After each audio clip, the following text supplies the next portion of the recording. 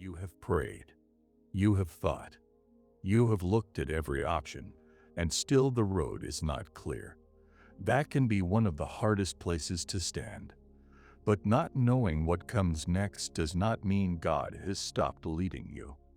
Tonight, we are going to discover how to recognize the next step without seeing the whole road, because clarity may be closer than you think, only not in the form you expected.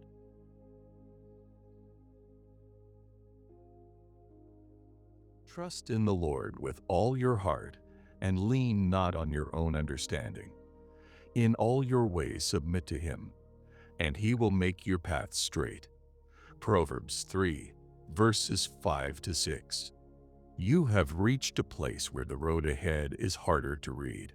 A few things seem possible, and a few things seem risky. One part of you wants to move, while another part keeps asking whether this is the right time, the right direction, the right decision. You have thought about it. You have turned it around in your mind, imagining what might happen if you move forward and what might happen if you stay where you are. Still, the answer has not become simple. I know this place. I know the questions that keep returning when everything becomes quiet, and the conversation you replay because one sentence still troubles you, and the possibility that looks promising until you begin thinking about everything that could go wrong. You want to make a wise choice. You want to avoid unnecessary pain. You want to know that the step you take will not become the thing you regret later. So your mind keeps reaching ahead, trying to find something certain enough to stand on. But there are limits to what you can see from where you are. You can study the road in front of you and still not know where it bends. You can know a person well and still not know what they will choose. You can plan carefully and still meet something you could not have predicted. You can do everything thoughtfully and arrive at a place where the only truthful words left are, "Father, I do not know. I already see beyond that place. I know what lies outside your view. I know the parts of this situation you understand correctly, and the parts you are reading through worry. I know what has changed quietly, and I know what has not changed at all. I know the people involved more deeply than you ever could, including the things they have never said aloud. This is why I tell you, trust in the Lord with all your heart and lean not on your own understanding. Your mind is useful, so use it. Think carefully, pay attention, learn, ask good questions. But do not place the whole weight of your peace upon what your mind is able to work out, because it cannot carry tomorrow. There is far too much tomorrow for that. You have been trying to solve things that have not happened yet. One choice becomes 5 possible consequences, and those 5 become 10, and by the time you return to the present, you are tired out. Nothing outside you has changed, yet inside you have traveled a very long way. Come back to where you are. I am here. The future is not asking you to live in it before it arrives, and there is grace here, in this part of the road, even while it is unfinished. You may have thought that peace would come when all the pieces finally fitted together. Sometimes peace comes earlier than that. It comes when the need to understand everything loosens its grip. There are things you will understand later that would not help you much tonight, and answers that belong to a different part of the journey, and details you cannot yet see because you have not reached the place from which they become visible. So do not measure my guidance only by how much of the road you can currently explain. In all your ways submit to Him, and He will make your paths straight. Keep your heart turned toward me, and bring your plans near. Bring your hopes near. Bring the option you secretly prefer, and the one you are afraid might be right. Bring the pressure you feel from people around you, and the fear of wasting time, and the fear of starting again, and the fear that you have already missed something important. Nothing becomes clearer by being hidden from me, and nothing becomes safer simply because you have thought about it another 100 times. At some point, thought reaches its boundary, and trust continues beyond it. That does not make trust careless. Trust can be thoughtful. It can ask questions, seek wisdom, move slowly, and wait. Its strength comes from knowing where to rest when understanding reaches the end of what it can see. So rest your weight on me. I am already present in the part you cannot work out. You may be standing at a crossroads and wishing one road would glow while the others disappeared. Life is rarely that simple. Sometimes two paths look reasonable. Sometimes the right choice still carries risk. Sometimes wisdom comes gradually, and sometimes clarity grows while you are already walking. And sometimes a decision that seems enormous today becomes only one chapter in a much larger story. Your life is larger than this moment, and I am larger than this moment. So let this decision carry only what belongs to it. One choice is not your whole life. One season is not your whole story. One unclear moment has never been proof that a person has lost their way. Stay with me here. Certainty is not something you have to manufacture before you sleep. What I am asking for is a heart that remains open to my wisdom. There may still be questions tomorrow, and that is all right, because you can meet tomorrow when it comes. Tonight, remain with what is true. I am with you. I see farther than you see. I know more than you know. And the road ahead is not hidden from me, simply because it is hidden from you. For now, you are here, and I am here. That is where we begin.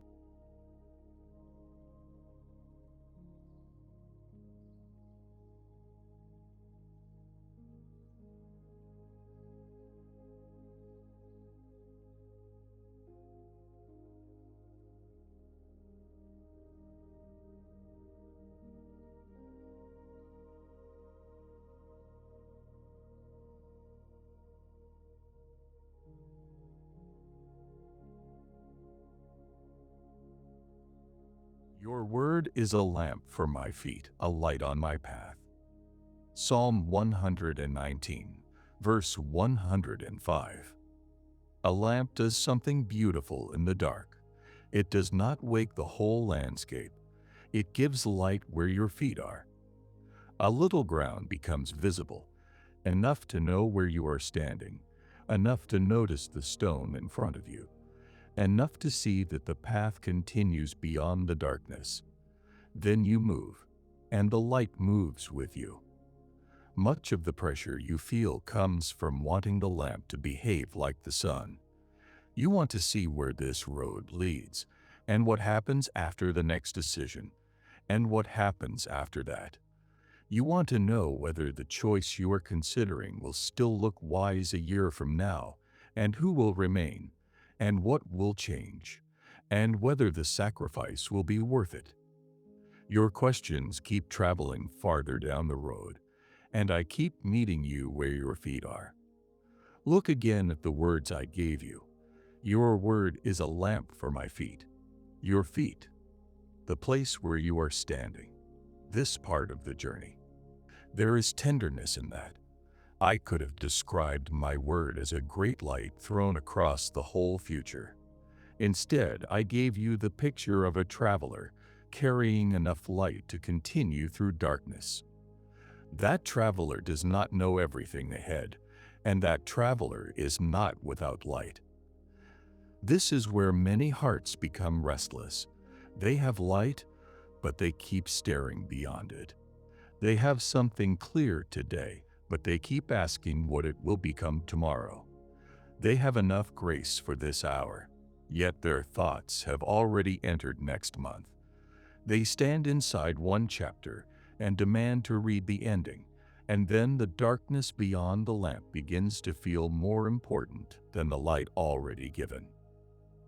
Come back to the light. Your life is not happening 5 years from now. It is happening here.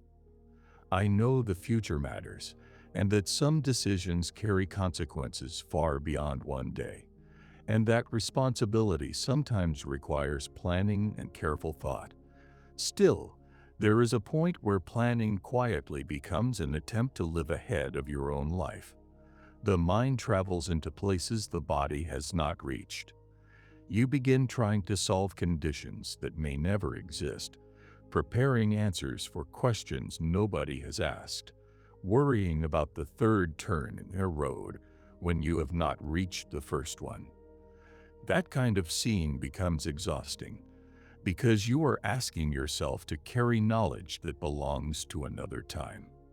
Think of walking through a forest at night with a small lamp in your hand. You would see the earth near your shoes, perhaps the edge of the path, a few branches, a tree ahead, and beyond that darkness. Would you refuse to move until the entire forest became visible? Would you stand there until morning because you could not see the final tree? No. You would walk with the light you had, and another piece of ground would appear, and then another, and the forest would reveal itself through movement. Much of life unfolds that way. A conversation happens, and something becomes clearer. Time passes, and something you once misunderstood begins to make sense. A person shows more of their character. An opportunity develops. A circumstance changes. A door you had hardly noticed becomes important. Information arrives that you could not have possessed earlier. Your view changes because your position changes. There are things you cannot see from here simply because they belong farther down the road. I see them. You are trying to reach them with thought, and thought cannot take you there. Time will. Experience will. Growth will. And I will still be with you when you arrive. This is why my word matters so deeply when the future feels hidden. It keeps bringing your eyes back to what remains true while circumstances are unfinished. My character does not change because the road bends. Truth does not become unreliable because tomorrow is unclear. Love still matters, and wisdom still matters, and faithfulness and mercy still matter. The things I have already shown you remain light beneath your feet. You may want a private message telling you exactly what will happen. I often give something steadier. I give truth strong enough to walk on. When Joshua stood before a future larger than anything he had handled before, I gave him my word and told him to remain with it. Again and again, people have walked with me while much of the journey remained unseen, living one stretch of road at a time. That may be where you are. One stretch. Your mind keeps calling it incomplete. I call it today. Perhaps part of your frustration comes from believing that clarity should arrive before movement. Sometimes it does. Sometimes the next part becomes visible only after you have traveled far enough to see it. A bend in the road cannot be understood fully from a great distance. You reach it, and you turn, and a landscape that was hidden moments earlier opens in front of you. Nothing magical happened to the landscape. Your position changed. There will be moments like that in your life. Something that looks confusing from here will look different from there. A question that feels enormous now may become surprisingly simple later. A detail you are desperately searching for may become obvious when its proper time arrives. So allow part of the road to remain beyond your sight. Darkness beyond the lamp is not evidence that the path has ended. It simply means the lamp is doing what lamps do, lighting what is near. The future has become very loud in your mind. Bring your attention closer. Where are your feet? What truth is already beneath them? What has my word already shown you about me? I remain faithful when the road is familiar and when it is strange. I remain wise when your choices look simple and when they look complicated. I remain present when you can see 10 steps and when you can see only one. The amount of road visible to you does not measure the amount of care surrounding you. Look at the lamp again. Small light, large darkness, and the darkness does not defeat the lamp. The lamp does not argue with what it cannot light. It simply shines where it has been placed. There is peace hidden in that picture. You may discover that much of your worry has come from measuring today's light against tomorrow's questions. Of course, it feels insufficient. Today's light belongs to today. Tomorrow will have its own ground beneath your feet. You will stand somewhere different. You will know things you do not know now. You will have lived experiences you have not lived yet. Circumstances will have moved, and I will meet you there as surely as I meet you here. So stay inside the portion of the journey that has actually arrived. The road can unfold. You can learn as you go, and discover, and adjust, and listen, and remain close to me while the horizon stays dark. A lamp for your feet, a light for your path, light enough for where you are. And when the road carries you farther, the light will be there too.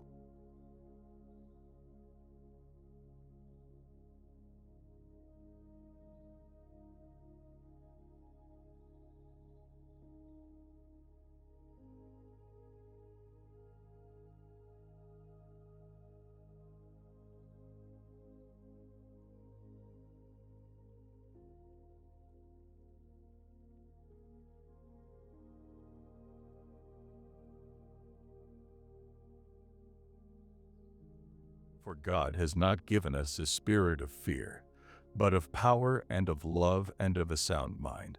2 Timothy 1, verse 7. Fear can make a quiet road look dangerous. Nothing may have happened yet. No decision has been made. No door has closed, and no one has said the words you fear hearing. Yet your mind has already traveled ahead and returned carrying bad news. You know how quickly it happens. One thought enters. What if this goes wrong? Then another follows. What if I regret this? What if I lose what I already have? What if I misunderstand everything? Soon you are no longer looking at one decision. You are looking at 20 possible endings. I see how tiring that becomes. You move toward one choice and immediately see its risks. You consider another and find different risks waiting there. Staying where you are begins to feel dangerous too, until every road seems to have something frightening at the end of it. Fear does that. It takes what is possible and makes it feel certain. It takes what is unknown and fills the empty space with trouble. It takes an old wound and carries it into a new room before anyone else has entered. There may be things in your past that taught you to think this way. Perhaps you once trusted and were hurt. Perhaps you made a choice that cost more than you expected. Perhaps you ignored something important and later wished you had paid attention. Perhaps life changed suddenly once, and part of you has remained watchful ever since. I remember that road too. I remember what happened, and how it felt when something you believed was safe changed without warning. Your mind learned from it, and now it tries to protect you. It watches carefully, looks for patterns, asks whether this new situation carries the same danger. That can be useful, because wisdom remembers. Yet pain can also make yesterday appear in places where it does not belong. A new person can begin carrying the face of someone who hurt you years ago. A fresh opportunity can begin looking like an old disappointment. An ordinary delay can begin feeling like the start of another loss. The past speaks loudly when the future is unclear. Come closer to me before you decide that those voices are telling you the truth. There is power in you that fear cannot produce, and love in you that fear cannot imitate, and a soundness I am restoring to your thoughts. For God has not given us a spirit of fear, but of power and of love and of a sound mind. Fear may sit beside you for a while. It may whisper. It may bring old memories. It may make your body tense when you think about what comes next. Still, fear does not know the future. Remember that. Fear is speaking about a place it has never visited. It can imagine tomorrow, but it cannot see tomorrow. I can, and there is a great difference between the two. Fear may show you pictures. It may show you the conversation going badly, or the opportunity lost, or yourself embarrassed, rejected, abandoned, or trapped. Those pictures can feel very real, and feeling real does not make them real. Your mind is powerful enough to create a future that has never happened, and then make your body react, as though you are already living inside it. A whole night can be spent grieving something that has not been lost. An afternoon can disappear into a conversation that has never taken place. Your heart can race over an answer nobody has given. Come back to me. Come back to this room, to this hour, to what is actually here. The future has not happened yet. You are here. I am here. There is room here for your thoughts to become quieter. Fear likes speed. It says, decide now. Then it says, do not decide. It tells you that waiting is dangerous. Then it tells you that moving is dangerous. It pushes and pulls until you hardly know whether the pressure you feel is warning, wisdom, memory, or panic. You have felt that confusion before. One moment you are convinced, and 10 minutes later you are uncertain again. You make a decision in your mind and then undo it. You rehearse one conversation, then another. You keep trying to reach the point where no possibility frightens you, and that point may never come. A road can be right and still contain difficulty. A wise decision can still carry risk. A good relationship can still require courage. An important opportunity can still make your hands tremble. Peace is deeper than the absence of risk, and I can steady you while questions remain. A sound mind does not need every possibility to become harmless. It begins to see things in their proper size. One problem is one problem. One delay is one delay. One person's silence is one person's silence. Fear likes to turn one thing into everything. A difficult meeting becomes, my whole future is falling apart. One disappointment becomes, this always happens to me. A poor choice becomes, I cannot trust myself anymore. Listen to how quickly one moment becomes a whole life. You have lived enough life to know that it is rarely true. Many things that once looked enormous eventually became smaller. Some problems were solved. Some changed shape. Some simply lost their power over you. A few things you feared never happened at all. You spent days preparing emotionally for moments that never arrived. And here you are, still learning, still growing, still walking with me. So do not give an imagined future more authority than the grace I have already carried you through. You are stronger in places where you once had no strength. You understand things today that once confused you. You have learned where to slow down and where to ask questions.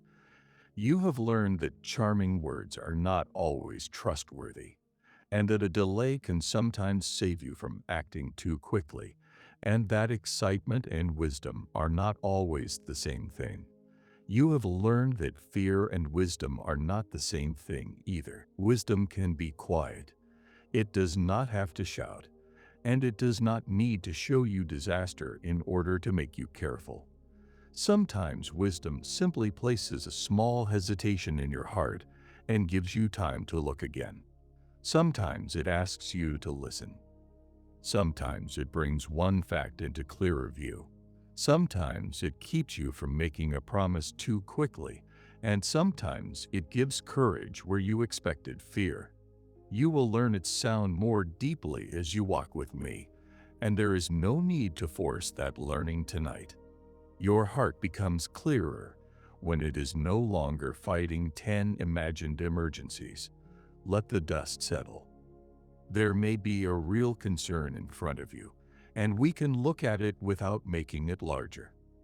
There may be a difficult choice, and we can face it without turning it into a disaster. There may be something you need to learn before moving, and time can reveal it. There may be something you need to release, and you will know more as the road unfolds. Fear does not need to solve these things for you. It has been carrying a job that does not belong to it, promising protection, and mostly leaving you tired. I have something steadier for you. Power when courage is required. Love when fear makes you want to close yourself off. A sound mind when your thoughts begin scattering in every direction. These are already part of my life working in you. You may feel fear and still speak honestly, still wait wisely, still say no, still say yes, still take one careful step. The feeling does not decide who leads. Stay with me long enough for the road to become a road again. Not a trap, not a cliff, not a repeat of everything that went wrong before. A road, perhaps one that needs caution, perhaps one that needs courage, perhaps one that will remain unclear for a little longer. That is enough for this moment. Let the noise come down and let what is real remain. I am here in the quiet that follows.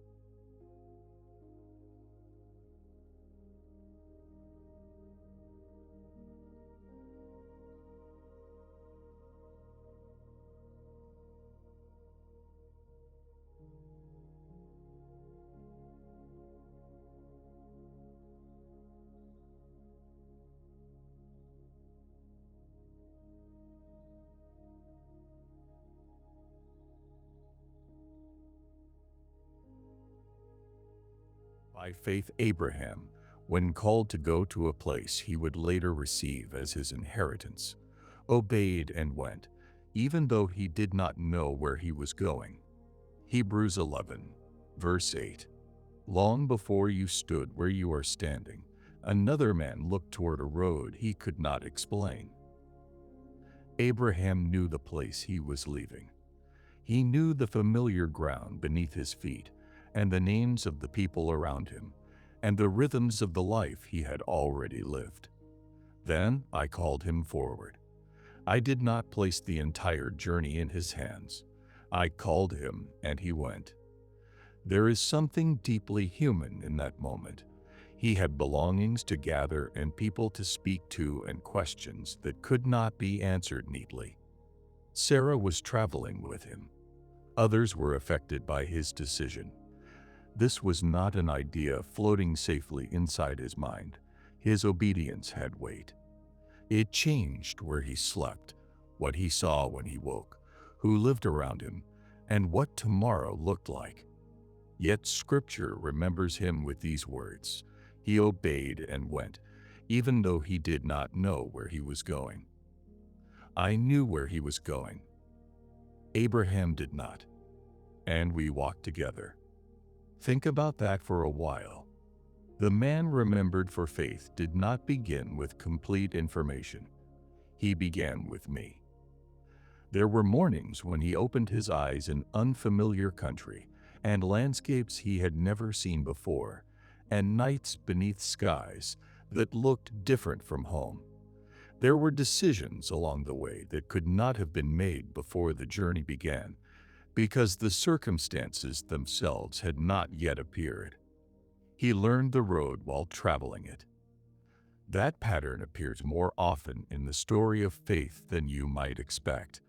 Moses stood before a sea before he knew how it would open. Israel entered the wilderness without seeing 40 years laid out before them. Samuel heard his name in the night before he understood who was calling. David received oil on his head while the throne remained far away. Esther entered a palace without knowing the day her courage would be needed. Peter stepped out of a boat with no experience of what would happen beneath his feet.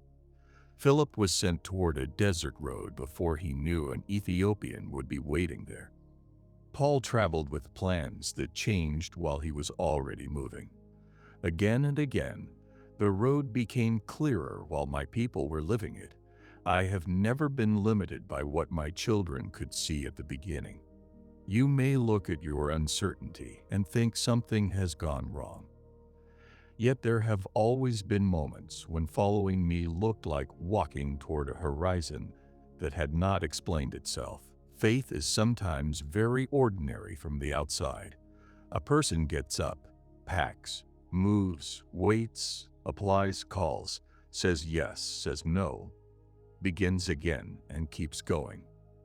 No thunder, no great sign above the road. Only a heart that has become persuaded enough to take the next part seriously.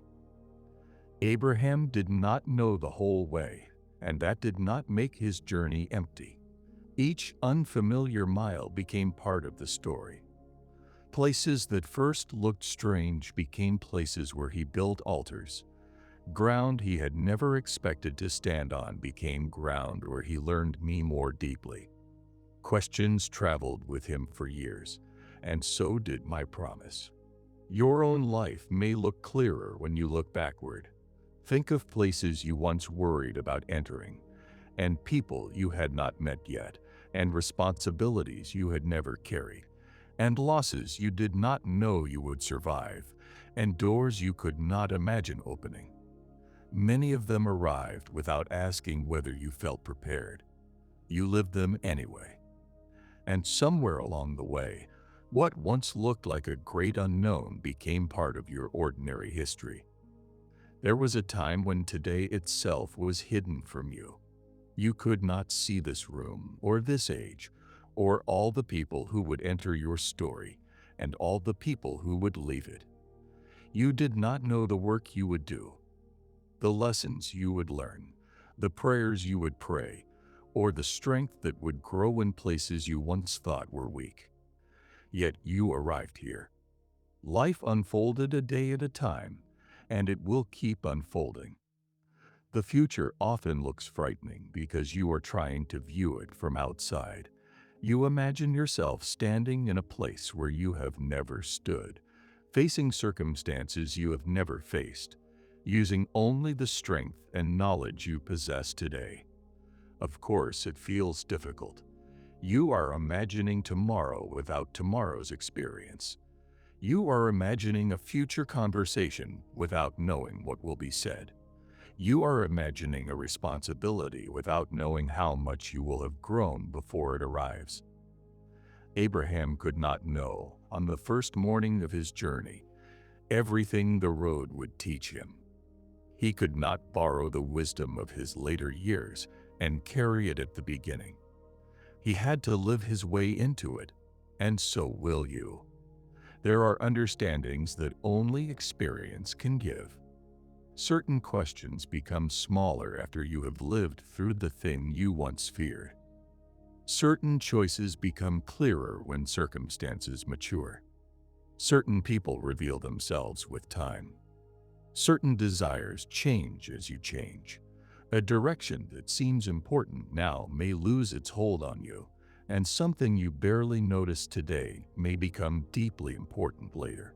Life has movement in it. You are not choosing from a frozen picture. I am leading a living person through a living story. Abraham himself changed on the road. The man who left home was not exactly the same man who later stood beneath the stars. He learned. He failed. He grew. He became afraid at times. He tried to solve things in his own way. He waited longer than he expected. He discovered that knowing me did not remove every difficult moment from his journey. Still, my hand remained upon the story. Faith did not turn him into a man who always knew what to do. It made him a man who kept returning to me. Perhaps that is closer to what you need. You may have been asking for a life in which you always recognize the correct road immediately. I am forming something deeper than that. A heart that knows where to return when the road becomes confusing. A heart that can listen again. A heart humble enough to change direction.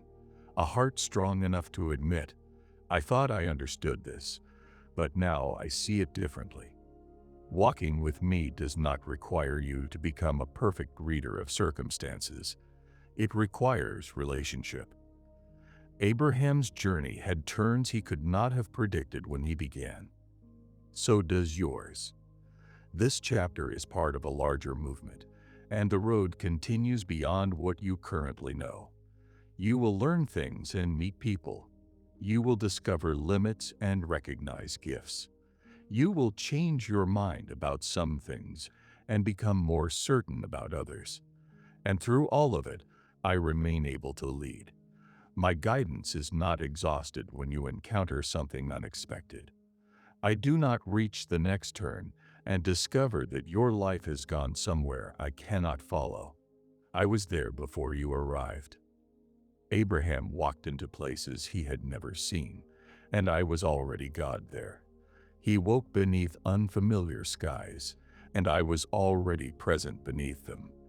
He entered seasons for which he had no previous experience, and my wisdom had already reached them. Whatever lies beyond the part of your road you recognize, I am already God there too. That work you have never done. That city you have never lived in. That conversation you have never had. That season after something ends. That life after someone leaves. That responsibility you wonder whether you can carry. You would be arriving there for the first time. I would not. You do not need Abraham's road because you have your own, and your life has its own shape. But remember the God who called him. I have not changed. I still know how to lead people through territory they have never crossed before. I still know how to meet a person farther down a road that looks uncertain from the beginning. I still know what is beyond the hill when all you can see is the climb. So when you say, Father, I have never been here before, remember what I can say in return. I have. I know this country. I know this part of your story. I know what lies beyond your present sight, and I know how to walk with you through it. Abraham obeyed and went, even though he did not know where he was going. He did not know the whole way. He knew me. For the road ahead, that was enough to begin.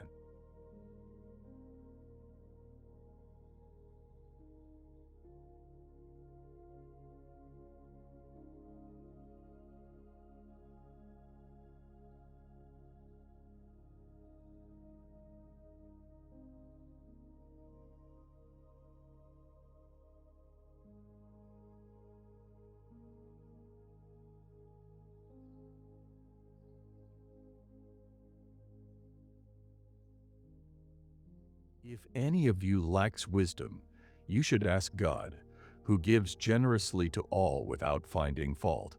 James 1, verse 5.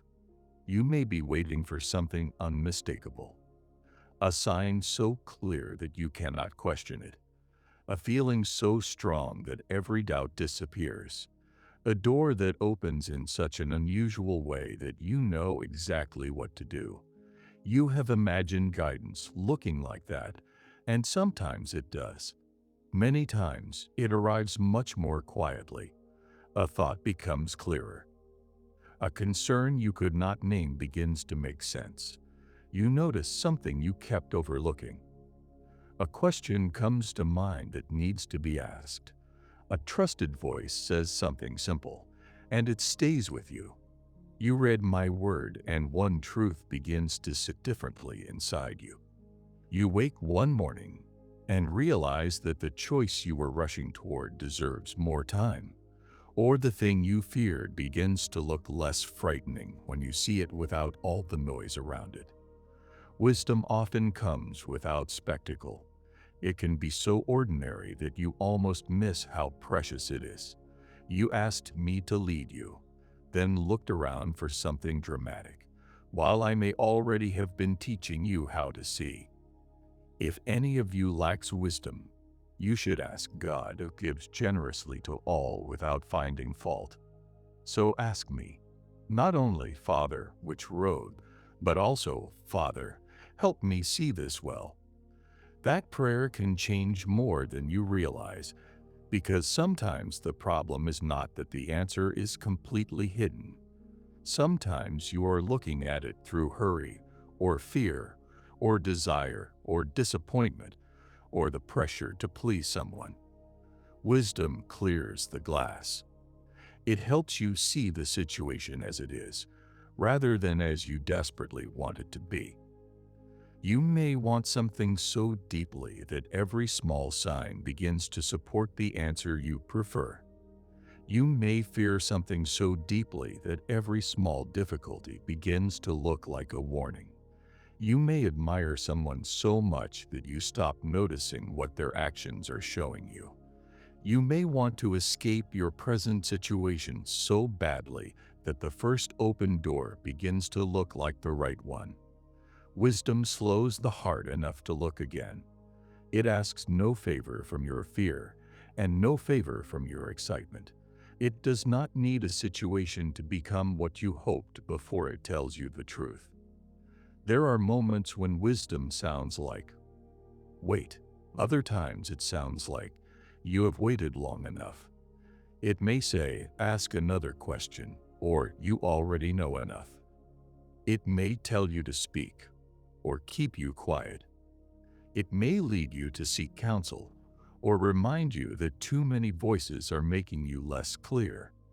It may bring courage to do something difficult, or restraint when everything in you wants to react. Wisdom is deeply practical. You use it when you choose whom to trust, when you decide whether an apology is sincere, when you consider a job, when you spend money, when you choose what to say to someone you love, when you decide whether to remain in a conversation or step away from it. You use it when you recognize that a good opportunity may still be wrong for this season, and when you realize that something difficult may still be worth doing. I am present in those ordinary places too. Do not make my guidance smaller by imagining that it is only holy when it feels supernatural. I have walked with people through kitchens, offices, courtrooms, roads, farms, homes, marketplaces, and wilderness. I have given wisdom in the middle of arguments, and while people worked, and before kings, and to parents who did not know what to say to their children, and to people who had only a few moments to make a difficult choice. Solomon asked me for wisdom when the responsibility before him was larger than his experience. He knew the throne did not make him wise. Position could not supply what he lacked, age could not guarantee it, and power could not replace it. So he asked. That humility matters. There is no need to know simply because people expect you to know, and no need to pretend that experience has given you an answer when it has not. You do not become smaller by saying, Father, I need wisdom here. That may be one of the strongest prayers you can pray. I give generously. I am not counting how many times you have asked, and I am not holding your earlier confusion against you. I am not saying you should know this by now. Come with the actual question. Come with the complicated parts and the facts that seem to point in different directions, and the part of you that wants one answer and the part that suspects another may be wiser. The question does not need cleaning before you bring it to me. Wisdom often begins in honesty. What do you really want? What are you afraid to lose? Whose approval are you trying to keep? What truth have you been avoiding because it makes the decision harder? What are you calling peace simply because it is familiar? What are you calling danger simply because it is new? These things matter because a decision can look confusing until the heart becomes honest about what is underneath it. Sometimes you already know what is wise, but wisdom asks something costly. That is different from not knowing. You may know that a conversation needs to happen, or that something cannot continue in its present form, or that you need more information, or that you have been moving too quickly, or that pride is keeping you from asking for help, or that loneliness is making one option look more attractive than it really is. The hard part may not be discovering wisdom. It may be accepting it. I can help you there too. Wisdom is not cold. It does not stand far away and hand you instructions. It can carry compassion. It can understand that a wise choice may still hurt. It can recognize that walking away from something harmful does not mean you stop caring, and that staying committed to something difficult is not the same as refusing to face reality. It can hold truth and love in the same hand. That is why you need more than cleverness. A clever person can find ways to defend whatever they already want. Wisdom is different. It is willing to be corrected. It can change direction without needing to save face. It does not have to win every argument. It does not confuse confidence with truth. It does not assume that the loudest person in a room understands the most. It pays attention. You have probably seen this in people whose presence feels steady. They do not rush to answer everything. They listen. They notice details. They ask questions that make the room quieter. They know when words will help and when words will make something worse. Much of that wisdom was learned slowly. Life taught them. Mistakes taught them. Scripture shaped them. Other people corrected them. Years gave them perspective. Pain softened places that pride had once hardened. I can use your life that way too. The decision in front of you is not the only thing being formed here. You are being formed. You are learning how you respond when the answer is unclear, and what fear does to your thinking, and how quickly desire can become certainty. You are learning when to seek counsel and when to stop collecting opinions, and which voices leave you wiser and which simply make you more afraid. You are learning how to sit with a question without allowing it to take over the whole day. That learning will travel with you. Another decision will come one day, and then another, and you will not begin each one from the same place. Wisdom grows. A child does not see a road the way an experienced traveler sees it. The road may be the same. The eyes are different. I am shaping your eyes. There are things you notice now that you would have missed years ago. You recognize patterns sooner. You hear certain words differently. You know that promises matter less than patterns of behavior, and that urgency can be manufactured, and that an opportunity can look impressive and still leave something uneasy inside you. You know that something simple can carry more peace than something dazzling. Life has taught you. Keep learning. There will also be times when you need another person's wisdom, and that is part of my provision too. Counsel is not weakness. A wise friend may notice the thing you cannot see because you are standing too close to it. Someone with experience may ask the question you did not know to ask. A mature voice may help you separate fear from fact. Still, choose those voices carefully. Advice is everywhere. Wisdom is rarer. Some people answer from their own wounds. Some answer from what worked for them. Some answer quickly because silence makes them uncomfortable. Some will tell you what they think you want to hear. Find people who can listen without trying to take over your life, who respect truth more than being right, who are able to say, "I do not know," and whose lives carry the kind of fruit you would be willing to follow. Then listen, not blindly, but prayerfully. I can speak through another person's perspective, while the responsibility of discernment remains yours. And after all the conversations, bring the matter back to me quietly. The decision belongs inside your walk with me. You may discover that wisdom does not give you a perfect feeling, and that is important. You can make a wise decision and still feel sad. You can make a wise decision and still wonder whether another option might have worked. You can choose well and still experience loss. You can walk away from something and miss it. You can begin something good and feel nervous. Emotion does not always celebrate wisdom immediately. Sometimes the heart needs time to catch up with what the deeper part of you has recognized. So do not demand that wisdom remove every uncomfortable feeling before you trust it. Look for steadiness. Look for truth. Look for what can survive careful examination.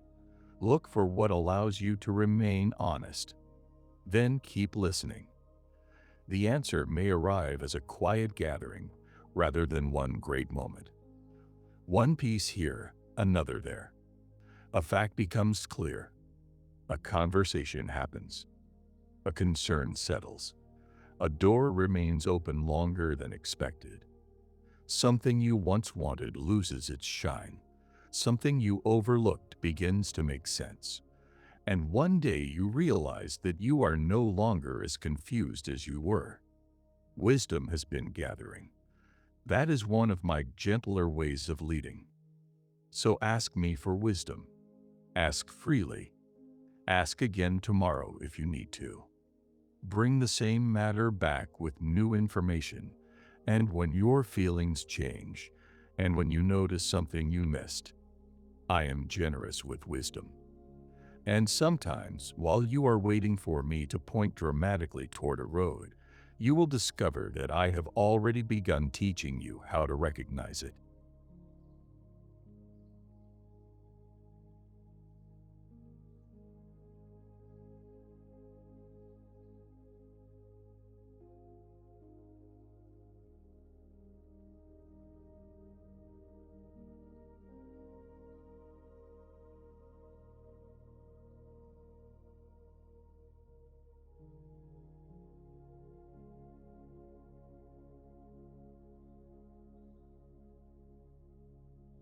He has shown you, O mortal, what is good.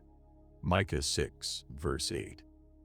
My child, there are moments when your eyes become so fixed on what you do not know that you overlook what is already shining beside you. You are asking about the future. Which way should I go? What should I choose? How will this turn out? What happens if I move? And what happens if I stay? And while those questions circle in your mind, something quieter remains beneath them. Much of what makes a life beautiful has already been shown to you. You already know that truth matters. You already know that kindness matters.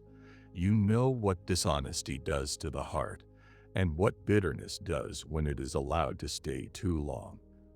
You know the difference between using someone and loving them. You know that pride can make a person defend what should have been admitted, and that greed can make a good opportunity look better than it really is. You know that peace bought by betraying your conscience is expensive peace. There are things you are still waiting to understand, and there are things I have made wonderfully clear. He has shown you, O mortal, what is good. Those words have stood through generations. Kings have risen and disappeared. Cities have changed. Empires have become history. People have traveled by foot, by ship, by train and through skies their ancestors could hardly imagine. The world around those words has changed again and again, and what is good has not become unrecognizable to me. I have not changed with the fashions of the age. My heart has not shifted with public opinion. My holiness has not grown old. My mercy has not lost its beauty. My love has not become weaker because human life has become more complicated. I remain who I am, and that steadiness can become a resting place when your own world feels difficult to read. Perhaps you do not know whether a particular door will open, but you know you should not lie to force it open. Perhaps you do not know whether someone will stay, but you know love should not require you to become cruel, false, or controlling. Perhaps you cannot see how a difficult situation will end, but you know revenge will not heal you. Perhaps you do not know whether an opportunity will return, but you know fear does not have to turn you into someone you no longer recognize. Sometimes the unknown becomes so loud that people begin bargaining with things that were once clear. They say, perhaps this time dishonesty is necessary. Perhaps I have to hurt them before they hurt me. Perhaps I have to become harder. Perhaps I have to ignore what feels wrong because I cannot afford to lose this chance. The future begins asking for a price, and little by little a person can sacrifice what is clear in order to gain what is uncertain. Do not give the unknown that much power over you. A future that requires you to lose your soul on the way there is too expensive. You have seen people gain what they wanted and become poorer inside. They reached the position. They got the money. They won the argument. They kept the relationship. They proved the point. Yet something beautiful in them became smaller during the journey. I care about where you are going, and I also care about who you are becoming while you go there. That matters deeply to me.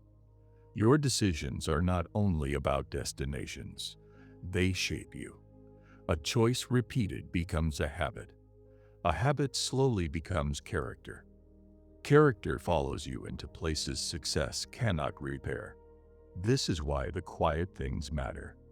Justice, mercy, humility, truth, faithfulness, compassion, a heart that can still listen, hands that have not become cruel simply because life became difficult. There is great strength in goodness. The world often mistakes goodness for weakness because goodness does not always shout. Yet consider Jesus Christ and look at the power in him. He could speak to storms. He could call the dead from a tomb. He could silence those who came to trap him with a few words. And still he could stop for a blind man calling from the roadside. He could notice a woman everyone else had reduced to her shame. He could touch the person others would not touch. He could kneel and wash feet. Power and goodness were never enemies in him. His strength made room for mercy. His holiness did not make him cold. His authority did not make him cruel. When you wonder what a strong life looks like, look there. You may be facing a choice where several paths appear reasonable. Then begin with what is already clear about me. Which road requires you to become less honest? Which one feeds resentment? Which one asks you to ignore something you know is wrong? Which one grows from love? Which one leaves room for humility? Which one allows truth to remain truth when the excitement fades? These questions will not solve every decision, and they were never meant to become a machine that produces instant answers. They simply bring you back to solid ground. A compass cannot tell a traveler everything that lies ahead. It can keep north from becoming south, and that is valuable when the landscape is unfamiliar. My character is steady like that. When people confuse you, look again at me. When circumstances pull in several directions, look again at me. When desire becomes loud, look again at me. When fear begins rewriting your values, look again at me. I am still holy, still loving, still just, still merciful, still faithful, still full of grace. Nothing you are facing has altered me. There is beauty in having something that does not move. Human life changes quickly. One phone call can alter a week. One decision can change a household. One diagnosis can rearrange priorities. One goodbye can make a familiar room feel different. One opportunity can suddenly place choices in front of you that you never expected to make. But my nature does not rise and fall with your circumstances. You can return to me and find the same heart, the same goodness, the same deep love, the same wisdom that has watched generations come and go. You are making decisions inside a small piece of history. I see the whole river. I have watched people chase things they later wished they had released, and walk away from things they later understood were precious. I have watched pride destroy what patience could have saved, and mercy restore what anger wanted to bury. I know the long story of choices, so when I place goodness before you, I am not offering something small. I am protecting something eternal inside an uncertain moment. Still, you are not standing in complete darkness. Some things are already bright. You know how I have called you to treat people. You know the kind of heart I am forming in you. You know the beauty of honesty and the strength of mercy and the freedom of walking humbly enough to admit when you are wrong. You know that love does not rejoice in harm, and that wisdom can wait without becoming bitter, and that another person's behavior does not decide your character. These truths may seem ordinary beside the large question you are asking. They are not ordinary. They have carried people through centuries. When Joseph had power over the brothers who had wounded him, he faced more than a family reunion. He stood inside a choice about what kind of man suffering had made him. Pain could have become permission for revenge, and power gave him the ability. Yet mercy entered the room. That moment tells you something beautiful about the kind of strength I treasure. Sometimes the greatest decision is not what you will do with an opportunity. It is what you will do with your heart. Life will place power in your hands in different forms. The power to answer, to leave, to expose, to forgive, to punish, to remain silent, to speak. What you become in those moments matters. I want your life to carry my beauty into places where people expect something harsher. Not weakness, not foolish surrender to harm. Goodness with eyes open, mercy with wisdom, truth without cruelty, courage without pride, strength that does not need to destroy another person in order to prove itself.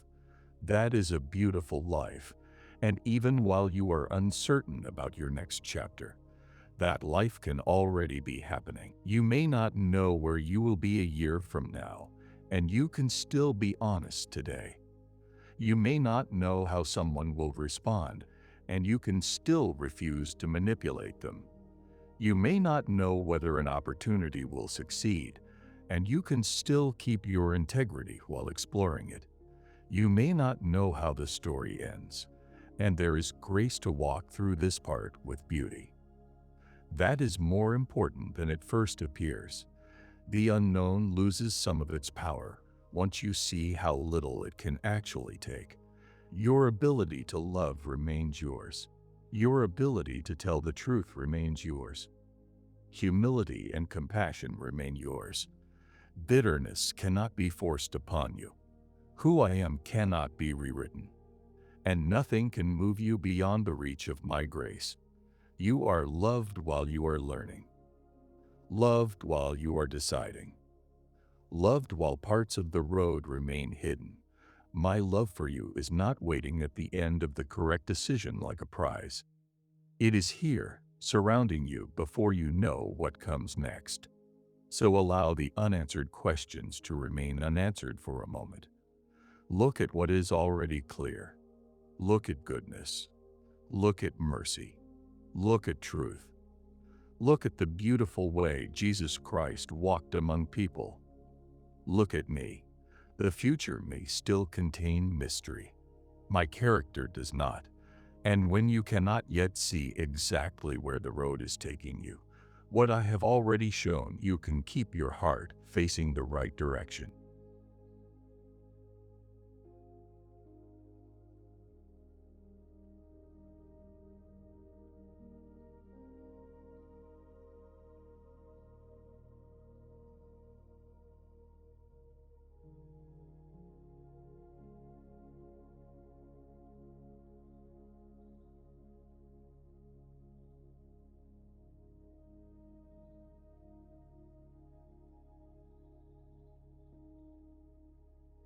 Show me your ways, Lord. Teach me your paths. Guide me in your truth and teach me. Psalm 25, verses 4 to 5. Beloved, I have heard you ask me for direction more times than you remember. Sometimes the prayer was long. Sometimes it was only a few words whispered before sleep. Show me your ways, Lord. Teach me your paths. Guide me in your truth and teach me. And then you waited. Perhaps you expected something to become obvious. A clear answer. A strong sense of direction. Something inside you that would settle the matter once and for all. Instead, morning came and the question was still there. Another day passed. You prayed again. Still, nothing seemed clear enough to call an answer. I know how strange that silence can feel when you are sincerely trying to hear me. You begin wondering whether you missed something. Perhaps I spoke and you failed to recognize it. Perhaps you were too distracted. Perhaps your own desires became too loud. Perhaps you have been asking the wrong question. The mind can become very busy when heaven feels quiet. But you are not talking into emptiness. I hear you, and I hear the prayer beneath the words too. You ask, what should I do? And beneath it I hear, Father, please keep me from ruining something. You ask, which way should I go? And beneath it I hear, please do not allow me to wander somewhere I cannot recover from.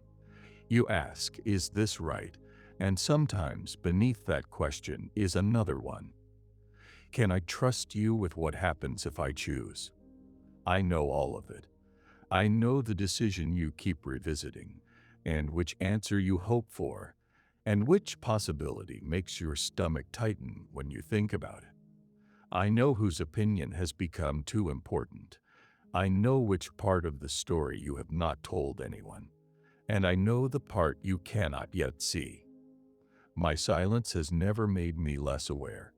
I see farther than the horizon you are staring at. The years ahead are not missed to me. I know the people you have not met and the conversations that have not happened. I know which plans will change and which things will remain. I know the strength that will grow in you before certain days arrive. I know you here and I know you there. So keep speaking to me. There is no need for new words each time. Show me, teach me, guide me. Those words are enough. Prayer does not lose its beauty because it returns to the same place. You are not wasting my attention. You are living with me inside something unfinished. There are seasons when an answer comes quickly, and others when understanding gathers slowly. A little truth becomes clear. Then something happens. A conversation reveals what you did not know. A desire changes. A person shows more of themselves. An opportunity loses its shine. Something that once seemed frightening begins to look manageable. or a road you were certain about begins to trouble your peace. You look back and realize that you are seeing differently. No trumpet sounded, no voice shook the room, but something in you has changed. You have become slower to rush, quicker to notice, more willing to admit when you do not know, more careful about what you call a sign, less impressed by appearances, more honest about what you really want. I am doing more than answering one question. I am deepening the person who will live with the answer. You have asked me for direction, and along the way you are learning my ways. You are learning that I am not hurried by the things that hurry you, and that I do not become confused when several roads appear at once. You are learning that my wisdom is calm, my love is steady, my grace does not disappear when you hesitate, and my power is not weakened by a complicated situation. I remain God when you understand me, and I remain God when you do not. Nothing in your uncertainty has made me uncertain. Nothing in your confusion has confused me. The whole matter can feel enormous inside your mind, yet it rests within hands that hold far greater things without strain. I am the one who speaks and creation obeys. I know the stars by name. I know the depths hidden beneath oceans. I know the secret places of the human heart, and I know the road you are trying to choose. My greatness does not place me far from your small decisions. My love brings me near. There is no contradiction between my majesty and my tenderness. I can rule over creation and still care about the answer you need before making one phone call.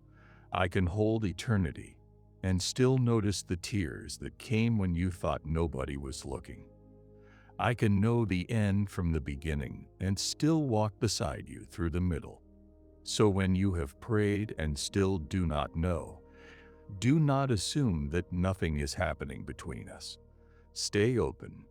Stay honest. Bring me the question again. And if you have no question left, bring me your quiet. I can meet you there too. Sometimes you become tired of asking. You have gone over the matter so many times that another prayer feels like another attempt to solve it. Then, simply stay with me. Words are not always required. A heart can remain turned toward me in silence. You may sit at the edge of your bed and breathe. You may drive home without saying anything. You may watch the rain against a window while the question remains somewhere inside you. I am there. You have known relationships where silence meant distance. Someone stopped speaking because something was wrong. Someone withdrew. Someone became cold. So when I seem quiet, human experience can make you wonder whether I have stepped away. I have not. My love does not behave like wounded human affection. It does not withdraw to punish you. It does not disappear because you ask too many questions. It does not become tired of your need. I am the same Father who was with you before this crossroads appeared, and I will be the same Father after it has passed. Your circumstances can move like weather. I do not. People can change their minds. I do not change my character. Plans can collapse. My goodness does not collapse with them. What you thought was certain can suddenly become uncertain. My love remains. You need something unchanging when so much around you is still moving. So rest part of your weight there. You do not know yet. I know. You cannot see yet. I see. You are waiting for clarity. I am already present. Perhaps one of the deepest things happening in this season is that you are discovering how to remain with me before you receive what you came asking for. That matters.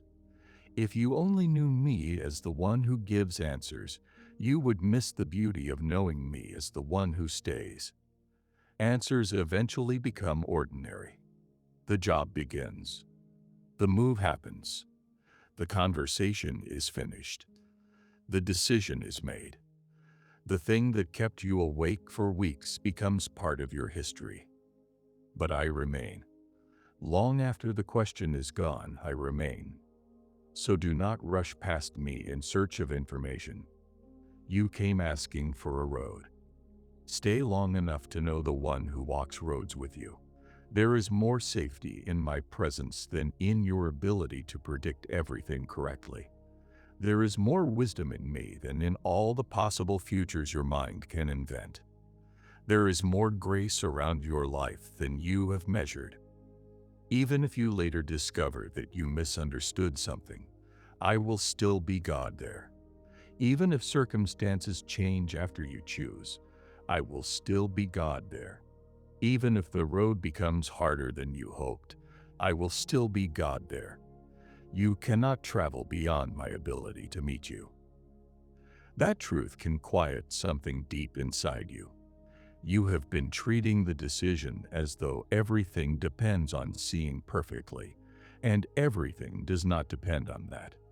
You are walking with me. Keep listening. Keep learning.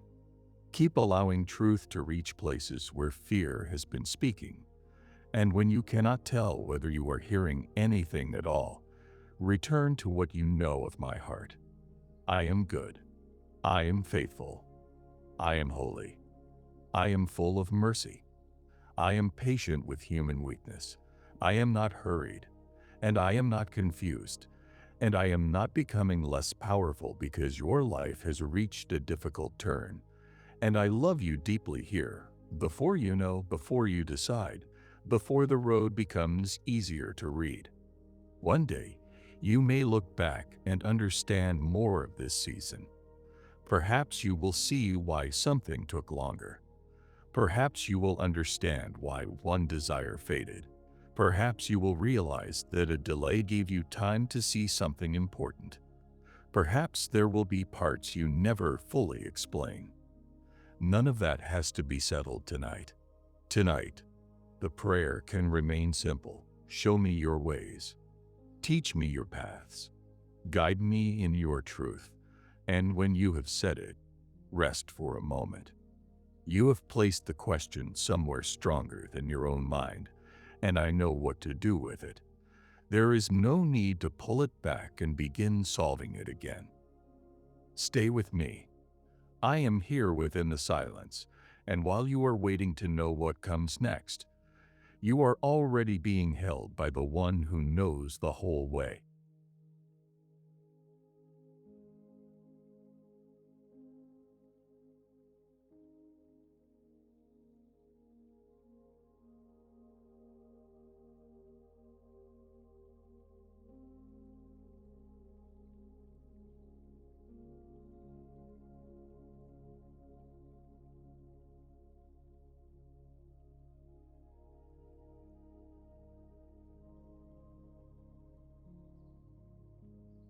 They tried to enter Bithynia, but the Spirit of Jesus would not allow them to. So they passed by Mysia and went down to Troas. Acts 16, verses 7 to 8. Beloved, there are endings that arrive before the next beginning has a name. A road closes. A plan changes. Something you expected to continue suddenly cannot. And almost immediately, your heart asks, then where am I supposed to go? You would find it easier if every ending arrived with another door already standing open beside it. One chapter closes and the next chapter begins. One job ends and another offer appears. One plan fails and a better plan immediately takes its place. Life does not always move so neatly. Sometimes a road ends and all you can see beyond it is space. That space can feel frightening. You understood the old road, even if you did not like everything about it. You knew the people there. You knew the routine. You knew how the days worked. Even disappointment can become familiar. Then something changes, and suddenly you are standing where the familiar path stops. You look around for the next one, and nothing obvious appears. I have met my people in places like that for a very long time. Paul and his companions were traveling with purpose.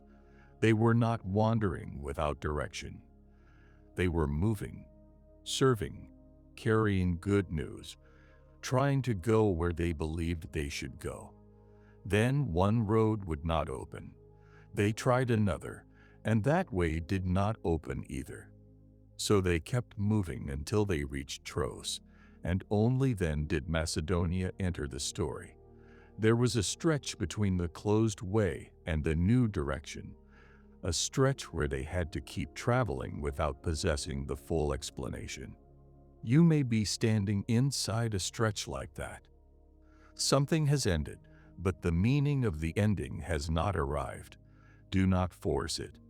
There is no need to invent a reason tonight, or to take every closed door and immediately call it protection, or to call every disappointment a hidden blessing before you have even had time to feel what was lost.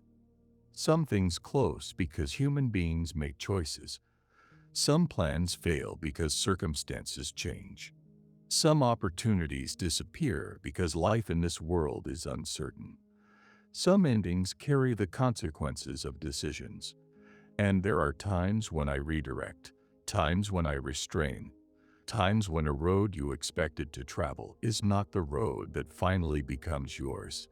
You do not always know which of these things you are looking at while you are standing inside the moment. That is why humility is beautiful here. You can say, "Father, I do not yet understand what this means," and leave the sentence open. You have sometimes been quick to explain your life. A door closes, and within hours you are trying to give the event a purpose. Perhaps it happened so that this could happen. Perhaps that person left because someone else is coming. Perhaps the opportunity failed because a bigger one is waiting. Those thoughts can comfort you for a moment, and you do not need to promise yourself a future I have not promised. You can stand in mystery without filling it with guesses. I am still God there. The space between roads is not empty simply because you cannot name what comes next. My presence is already enough to make that ground holy. There are places where you can only understand the journey later. Paul could not stand outside Macedonia before Macedonia had entered his story. He had to arrive at Troas. He had to live through the closed directions. He had to reach a place where another part could become visible. Life often has that order. First, something changes. Then you grieve it. Then you adjust. Then time passes and new information arrives. A conversation happens. Someone calls. A desire changes. A responsibility appears. An option you could not have considered before becomes possible. And one day you realize that the landscape is no longer the same. You did not solve your way into the next chapter. You lived long enough for it to appear. This is hard for a mind that wants everything connected immediately. You want to draw a straight line between what ended and what begins next. But many lives contain blank spaces. Years that made little sense while they were happening. Months when nothing seemed to fit. Transitions where people could only say, "I am not sure yet." Those spaces are still part of a life. You are still living while you are between answers. Still loved. Still seen. Still held. Still capable of goodness. Still able to wake up and live the day in front of you. A road ending does not make your whole life an ending. It may simply mean you have reached the edge of what that road could carry. You may have stayed there longer than your heart admits, looking back, replaying, trying to work out whether you could have kept it open somehow. If I had said something differently, if I had noticed sooner, if I had waited, if I had moved faster, if I had been more patient, if I had been stronger. The mind can spend months rebuilding a bridge to a road that no longer exists. Be gentle with yourself there.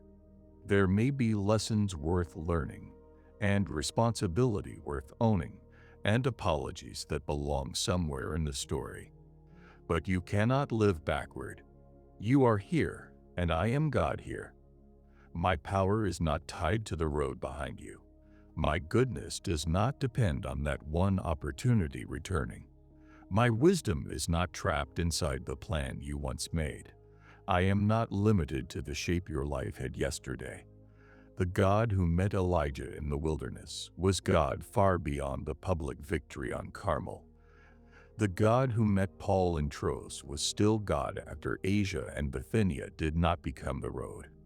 I am not confined to familiar ground, and that matters when you are grieving a road you understood. You may think, but Father, I knew how that life worked. Yes, and perhaps part of what frightens you is not simply losing the road. It is becoming a beginner again. New roads ask different things from you. You may not know the language of the new place yet. You may not know the people. You may not know whether you will be good at what comes next. You may not even know whether there is a next in the form you hope. You are allowed to feel that uncertainty, and there is no need to cover it with brave words. I can meet you without the performance. There is grace for the moment after something ends, and not only for the beautiful beginning that may follow. Grace for the silence. Grace for the paperwork. Grace for telling people what happened. Grace for waking up without the old routine. Grace for looking at an empty calendar. Grace for wondering who you are without something that had become part of your identity. Grace for a season that does not look impressive. My grace is not only interested in arrivals, it travels with you through departures too. Perhaps that is what you need now. Not an explanation, but companionship. Not a prophecy, but presence.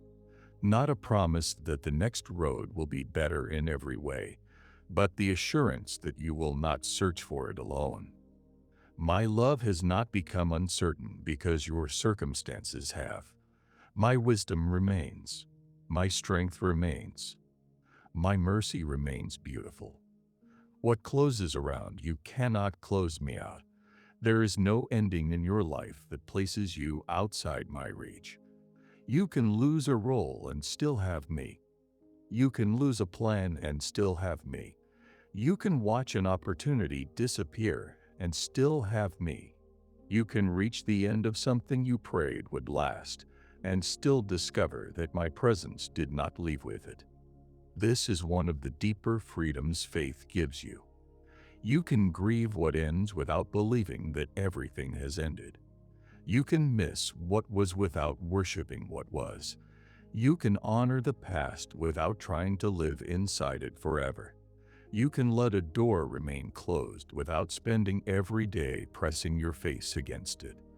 There is still life behind you, around you and ahead of you. You may not see its next shape yet, and that is all right.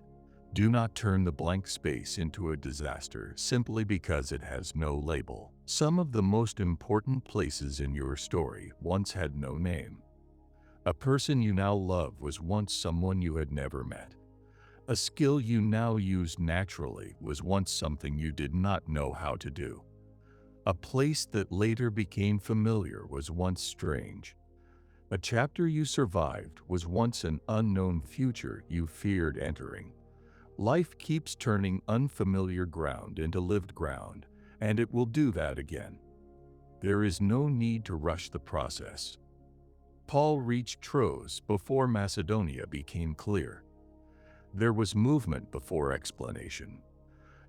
Perhaps today has movement of its own, not dramatic movement, simply living, eating, working, resting, talking to someone trustworthy, taking care of what remains, doing what can still be done.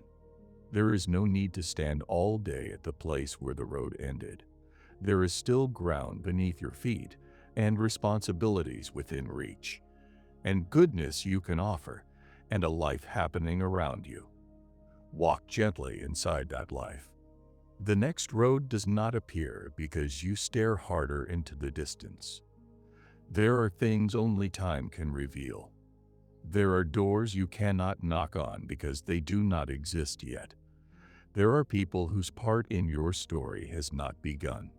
There are ideas that have not formed.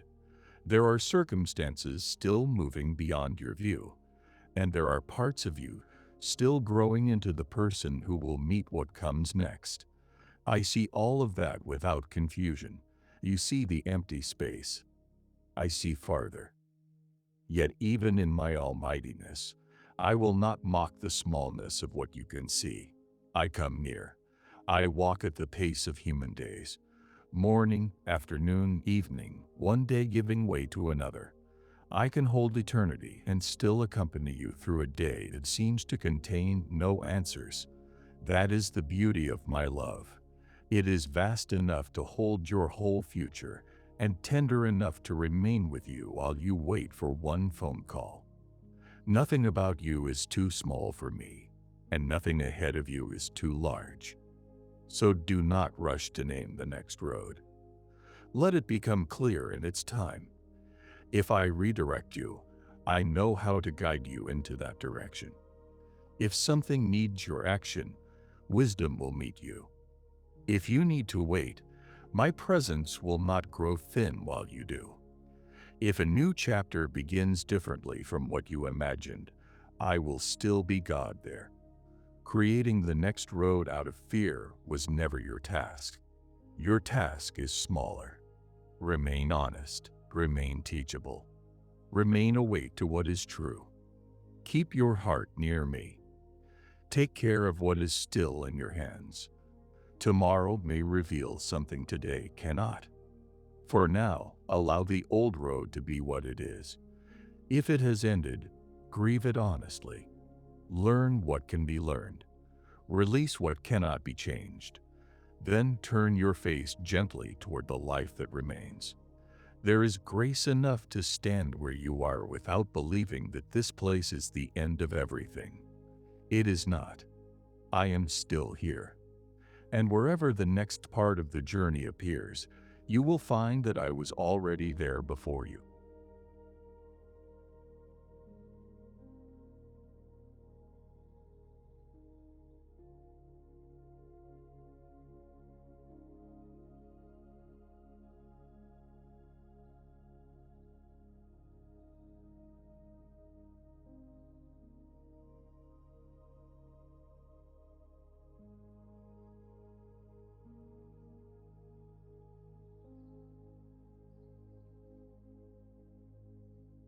Whatever your hand finds to do, do it with all your might.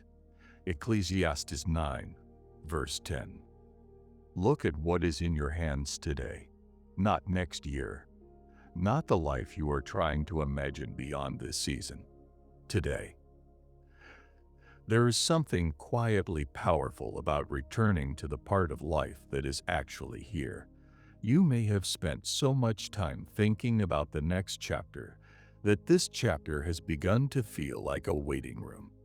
You wake up thinking about what should happen next. You go through the day wondering when something will change. You finish one task while your mind is already 5 steps ahead. And slowly, ordinary life begins to feel unimportant because it does not look like the future you were hoping for. But I am here too. I am here in the work that needs finishing, and in the person who needs your attention, and in the small responsibility that does not look exciting. I am here in the phone call you have been postponing, in the page that needs writing, in the meal that needs preparing, in the room that needs putting back in order, in the promise you already made. Your life with me does not begin when the next big thing begins. It is happening now.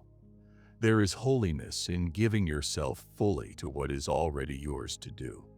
Whatever your hand finds to do, do it with all your might. Your hands can only hold what is near enough to hold. They cannot reach into next month, or finish work that has not arrived, or shake hands with people you have not met, or solve situations that do not yet exist, but they can touch today, and that is enough. Sometimes you are asking me for the next direction while standing beside something that already deserves your care. You want to know where you will work next, and there is work in front of you today. You want to know where you will live, and there is a home around you that can still receive your gratitude. You want to know what will happen with someone you love, and there may be a conversation that can be handled gently today. You want to know where your life is going, and there is character being formed in the way you live this afternoon. The future is built out of many ordinary days. Most of them do not announce themselves as important. They arrive looking like washing dishes, answering messages, turning up on time, keeping your word, learning something slowly, doing the work well when nobody is watching, resting when your body is tired, starting again after a disappointing morning. These things rarely feel dramatic, yet lives are made from them. A tree grows through thousands of quiet moments that no one sees. Roots deepen in darkness. Leaves open one at a time. Rain falls. Sunlight comes. Nothing seems to happen quickly. Then one day there is shade where once there was only a small stem. Much of what I do in you grows that way. You keep looking for the day everything changes. I also see the days that are changing you. The ordinary day when you chose patience. The afternoon when you finished something you wanted to abandon. The morning when you got up and tried again. The conversation where you listened longer than you usually would. The moment when you could have answered harshly and chose gentleness. The hour when nobody applauded and you remained faithful anyway.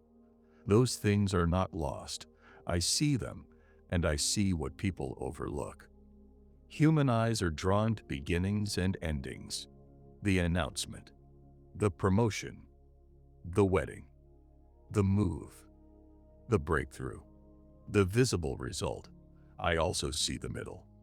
I see the long part where skill is built, where trust is earned, where habits form, where pride is softened, where patience becomes more than a word, where a person learns how to carry responsibility before greater responsibility arrives.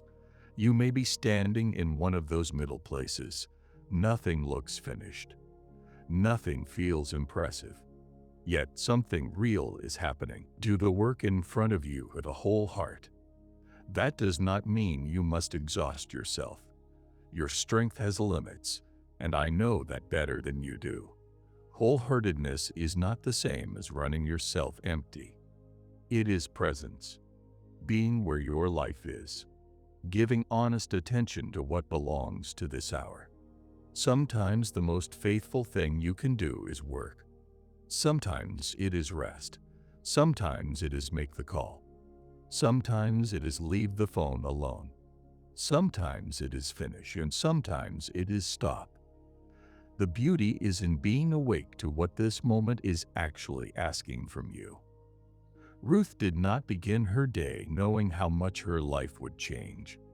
She went to gather grain because that was what was in front of her. One field, one day, one ordinary act of survival. She could not see the generations that would come after her. She could not see David. She could not see how her name would sit inside a story much larger than that morning. She saw a field, so she entered it. There are days when faith looks exactly like that. You see only the field, so go into the field. You see only the application, so complete it. You see only the conversation, so have it honestly. You see only the lesson, so learn it. You see only the responsibility, so carry it well. You see only the need for rest, so lie down.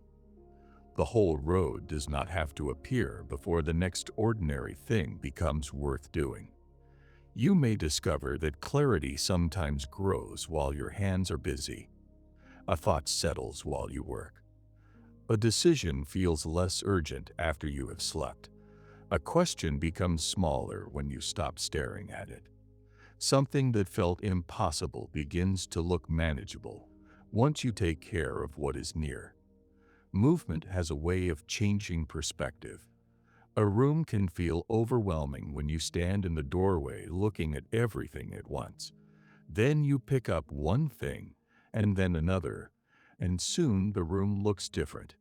Life can feel like that too. You have been standing at the doorway of the future, looking at everything at once. The job, the family, the money, the decision, the timing, the people involved, the possibilities, the risks, the things you cannot control. No wonder it feels heavy. Return to one thing. What belongs to this day? I am not reducing your life. I am bringing you back into it. You are not living in the whole year at once. You are living this morning, this afternoon, this evening, this breath, and there is grace measured for this place. I am almighty, yet I have always worked beautifully through small things. A shepherd's sling, a widow's oil, a boy's lunch, a seed in the ground, a cup of water, a fisherman casting a net again, a woman gathering grain. Human eyes often ask, is that all? My hands can do much with what looks small. The greatness of my power does not require greatness in the thing you place before me. So bring me the ordinary. Bring me the work. Bring me the unfinished page. Bring me the small beginning. Bring me the day that feels unimpressive. My grace is at home there. Jesus Christ spent years in Nazareth before crowds knew his name. Years of ordinary human life. Meals, work, family, Sabbaths, conversations, growing, waiting. The hidden years were still holy years. A life does not become meaningful only when people begin noticing it. There are parts of your story that will never be seen by many people, and they still matter to me. You may never know how much was formed in you during the seasons you once called slow. You may never count the number of choices that quietly protected your future. You may never see every effect of the kindness you gave when you were tired. But I see the whole pattern. I see how one act joins another, how one faithful day prepares the heart for another, how strength gathers gradually, how wisdom grows through repetition, how character becomes strong through choices too small for anyone to celebrate. This is why the ordinary part of the road deserves your respect. It is not beneath you. It is part of you. And there is peace here. The future cannot demand your hands today. Only the present can. You may think you need a grand plan before you begin. Sometimes you need to begin with what is already clear. Open the document. Wash the dishes. Make the appointment. Read the page. Send the message. Take the walk. Do the work. Say the prayer. Then allow the day to remain a day. Your mind has been trying to turn one decision into your entire destiny. Your hands bring you back to something smaller and kinder. This one thing. This 1 hour. This one act of faithfulness. Tomorrow will bring work of its own, and you will meet it with the strength available then. I am not giving you tomorrow's strength today because you are not standing in tomorrow. When you arrive, I will be there. My grace will not run out before you get there. My wisdom will not be exhausted. My love will not have changed. You are not using up my goodness by needing me one day at a time. There is more in me than you could ever reach the end of. So do what your hand finds today. Do it with care.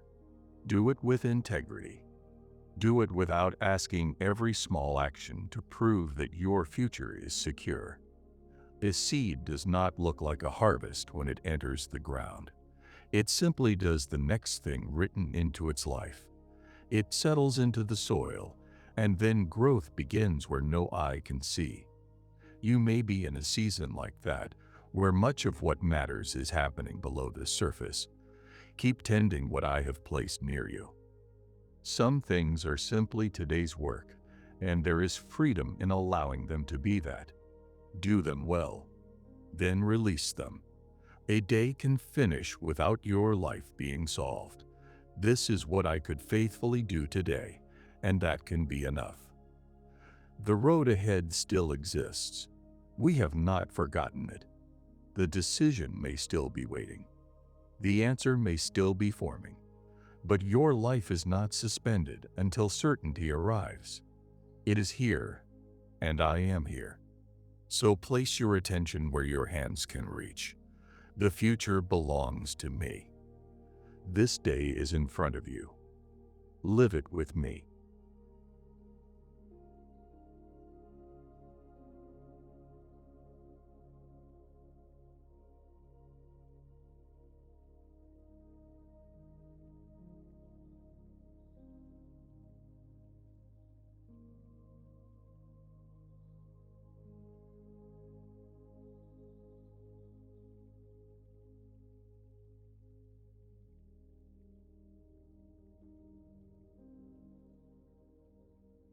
Therefore, do not worry about tomorrow, for tomorrow will worry about itself. Each day has enough trouble of its own. Matthew 6, verse 34. Dear one, tomorrow has been taking up too much room in today. Your body is here, but your thoughts have already gone ahead. They are standing inside conversations that have not happened. They are checking results that do not exist yet. They are watching people make choices they have not made. They are trying to discover whether something will work, whether someone will stay, whether the money will be enough, whether the opportunity will come, whether the decision will turn out well. You have been arriving in places before life brings you there, and it is tiring. Jesus said, "Do not worry about tomorrow, for tomorrow will worry about itself." There is such gentleness in those words. Tomorrow is allowed to remain tomorrow. You are allowed to be here. This night does not need to become a meeting with next month. Your bed does not need to become a planning room for every possible future. Some questions can remain unanswered while the house becomes quiet. Some decisions can sleep too. You have carried enough for one day. There is a strange habit the mind develops when life feels uncertain. It begins believing that thinking farther ahead will create safety. So it keeps going.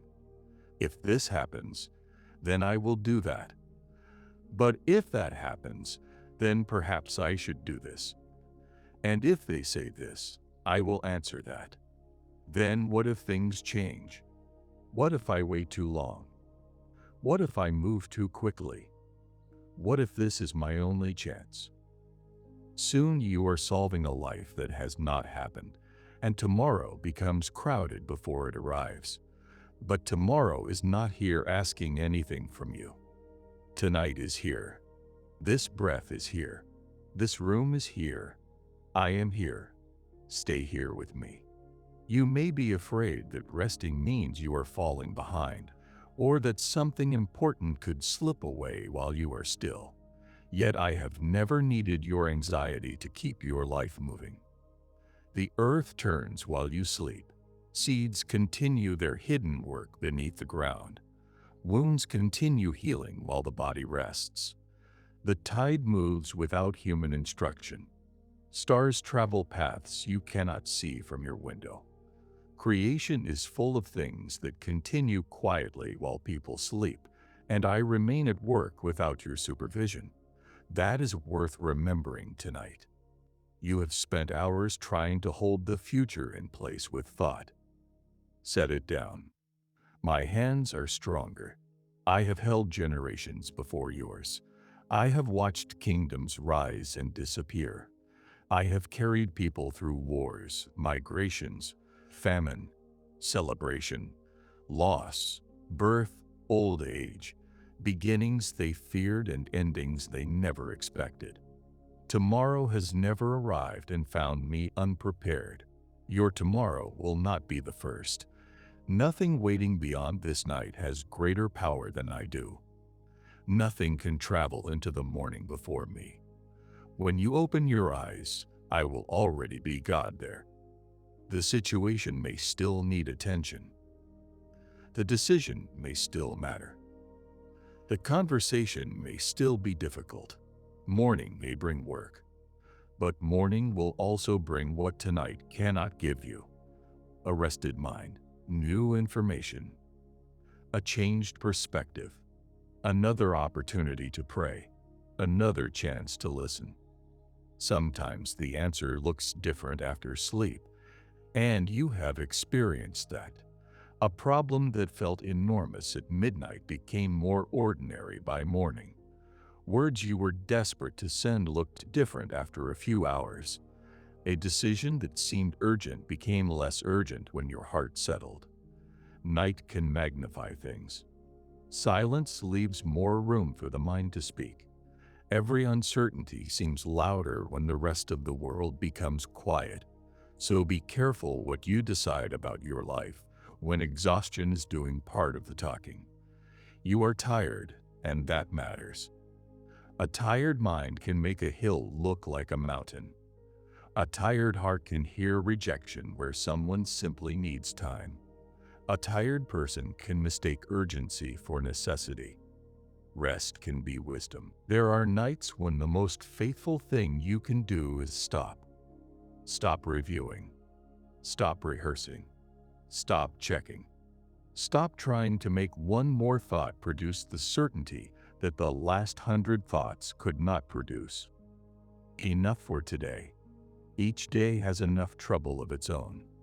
You lived this day. You carried what came with it. Perhaps you answered questions. Perhaps you made difficult choices. Perhaps you worked while something heavy remained in the back of your mind. Perhaps you smiled when you were tired.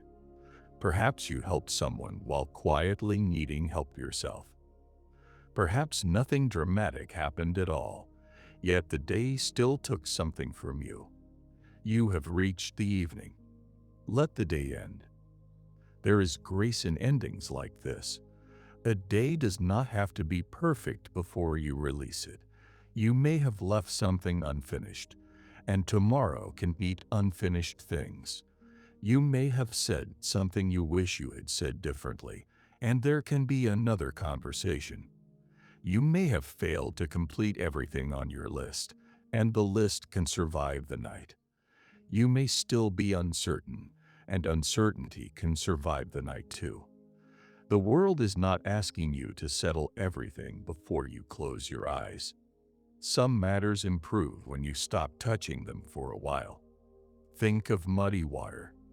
Leave it undisturbed, and the earth slowly settles to the bottom. Clarity returns without force. Your heart needs that kind of stillness. You have stirred the question enough. Let it settle. Tomorrow will arrive at its own pace. You cannot pull sunrise over the horizon by worrying. You cannot make morning arrive sooner by checking the clock. You cannot force a season to ripen before its time. Fruit pulled too early from a tree does not become sweeter because someone was impatient. Many things in life have their hour. Conversations, decisions, understanding, healing, courage, goodbyes, beginnings. Sometimes wisdom is knowing when the hour has not arrived yet, and tonight may simply be the hour for rest. I know that can feel too simple when the question is large. You want something more powerful, something that changes everything. Yet I have placed great power inside ordinary things: sleep, silence, time, breath, a new morning. You overlook them because they happen every day. I do not. I designed your body to need rest. I made night different from morning. I gave human beings limits, and your limits are not an insult to you. They are part of being human. You cannot carry endless thought without becoming weary. You cannot hold every possibility in your mind and remain peaceful. You cannot live today and tomorrow at the same time. So remain in the day I have actually given you. This one. I know tomorrow already, and you will discover it when it arrives. You may be thinking, but Father, something has to happen soon. Perhaps. Still, soon is not the same as tonight. You may need to act tomorrow, so act tomorrow.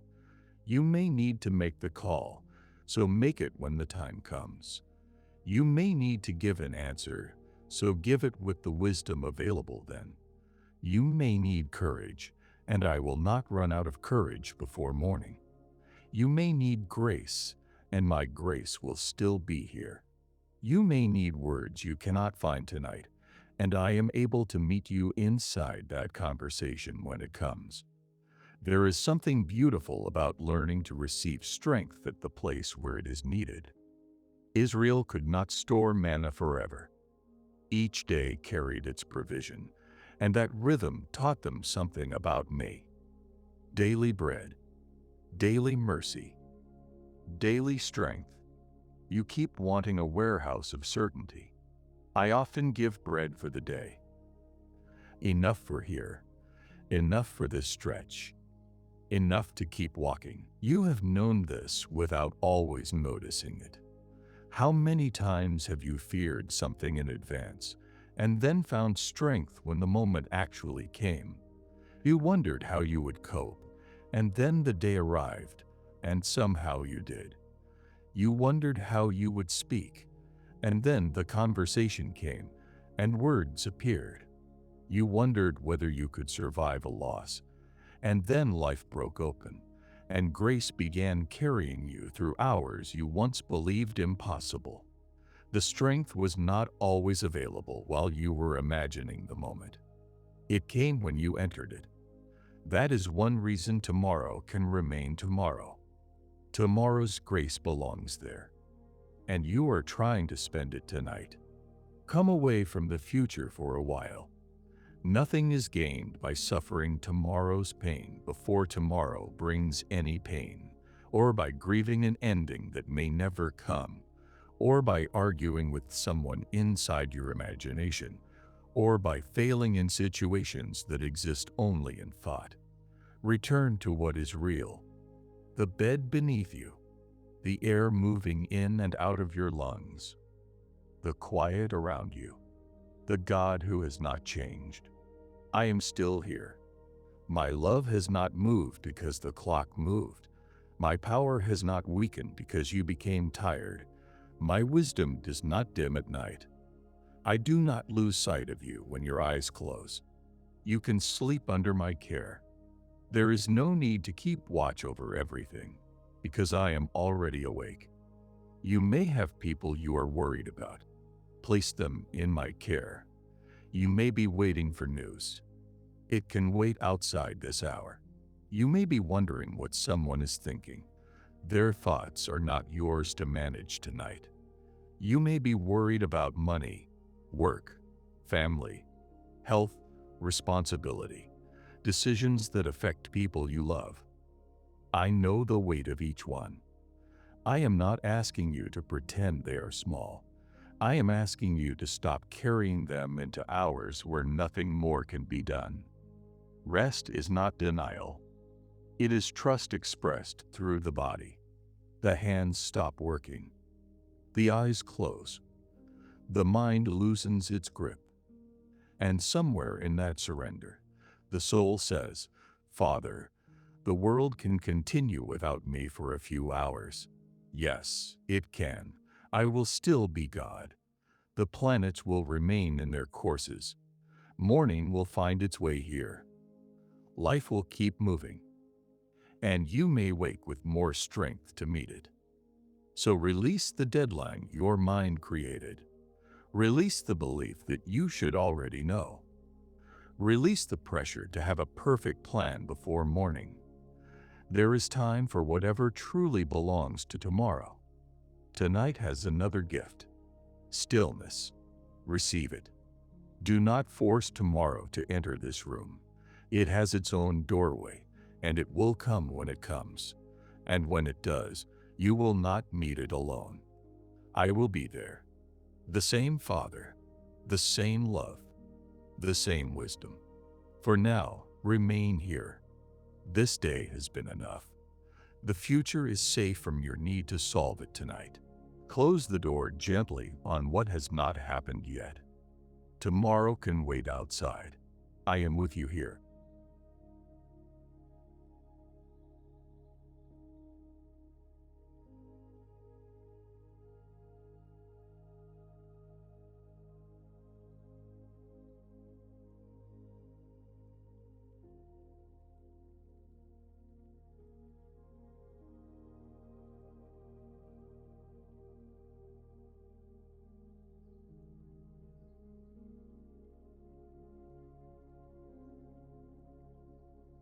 When you pass through the waters, I will be with you.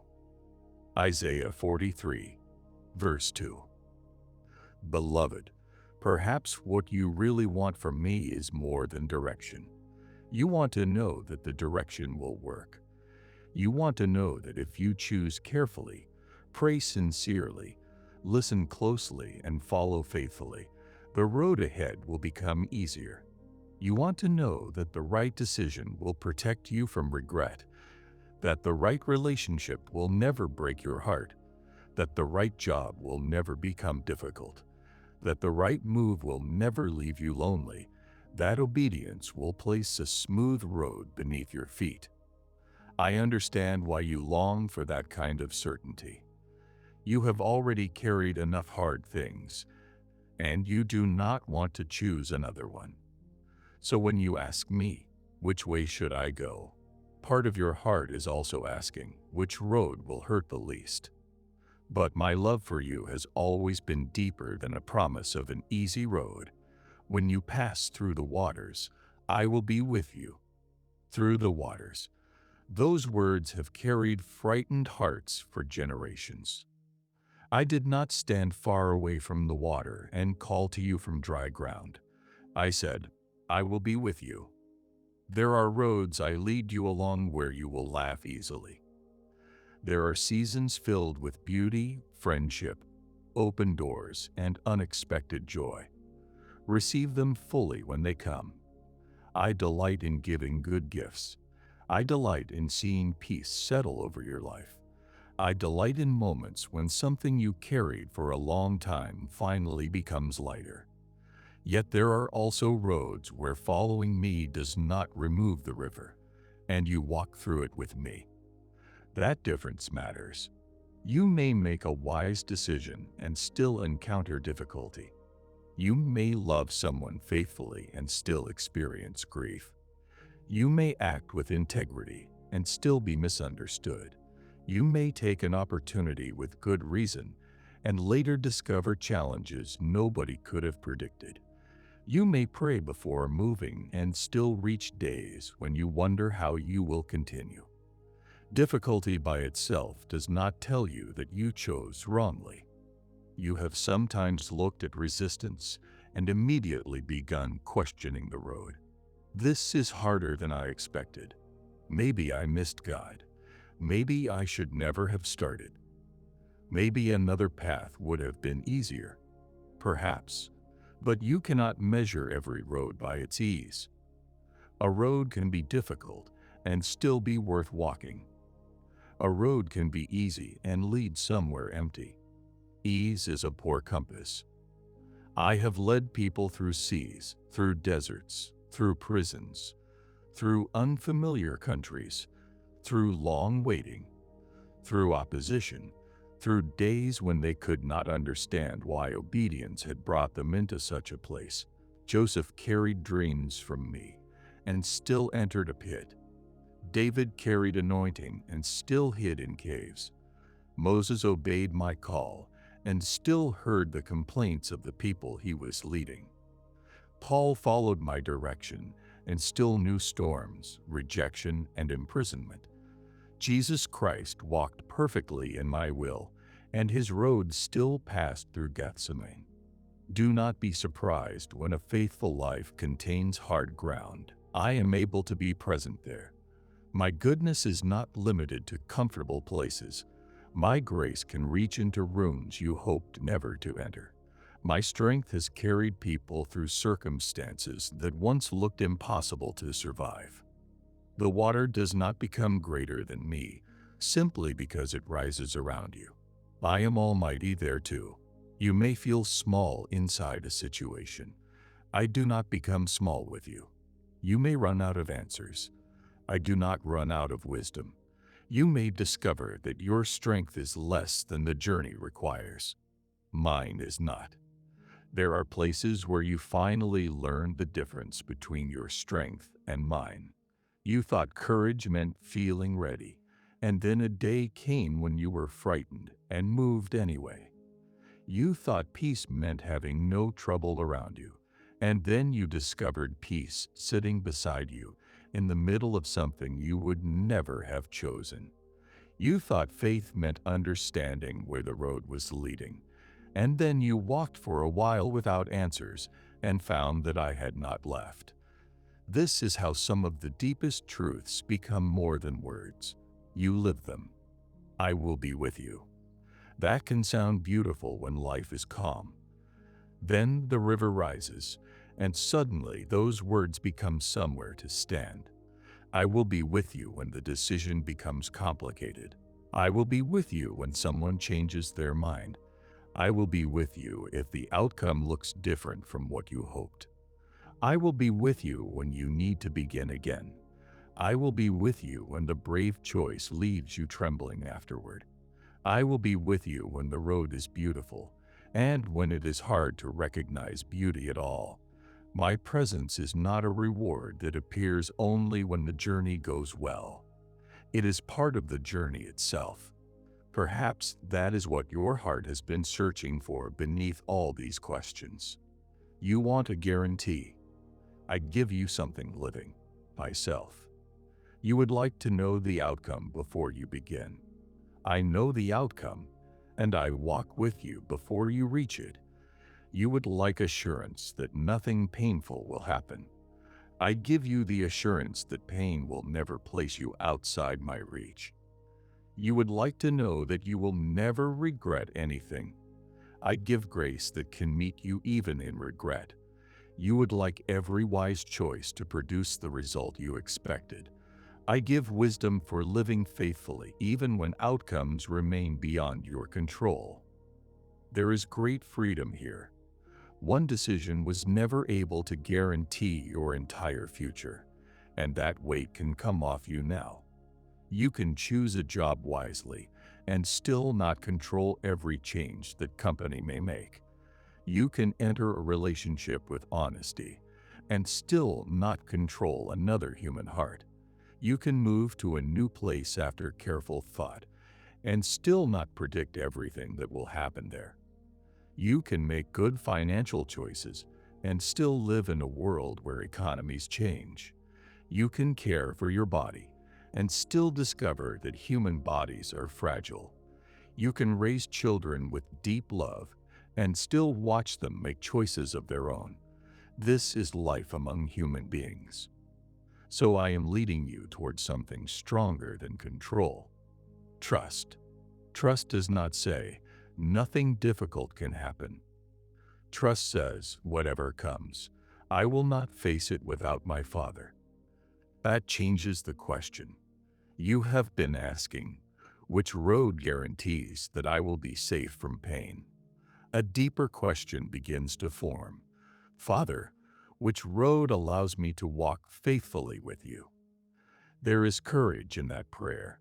It leaves the future where it belongs, in my hands, and my hands are capable hands. They formed you.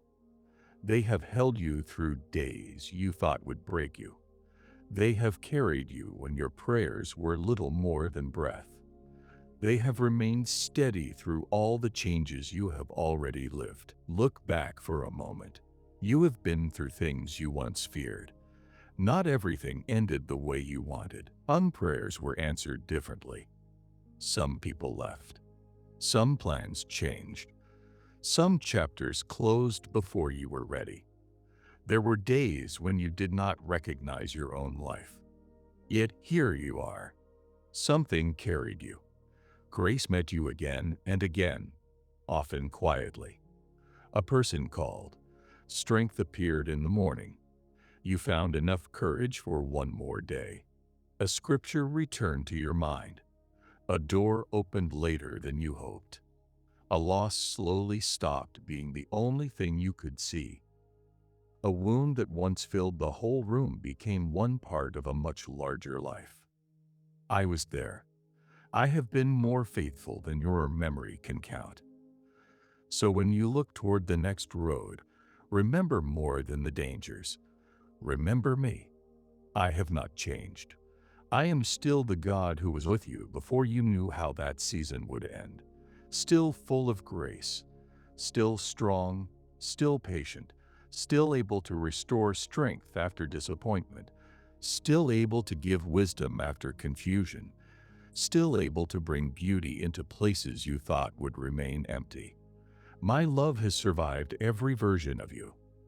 The confident you, the frightened you, the obedient you, the confused you, the you who knew exactly what to do, the you who made a mistake, the you who came back to me afterward with very few words. My love remained.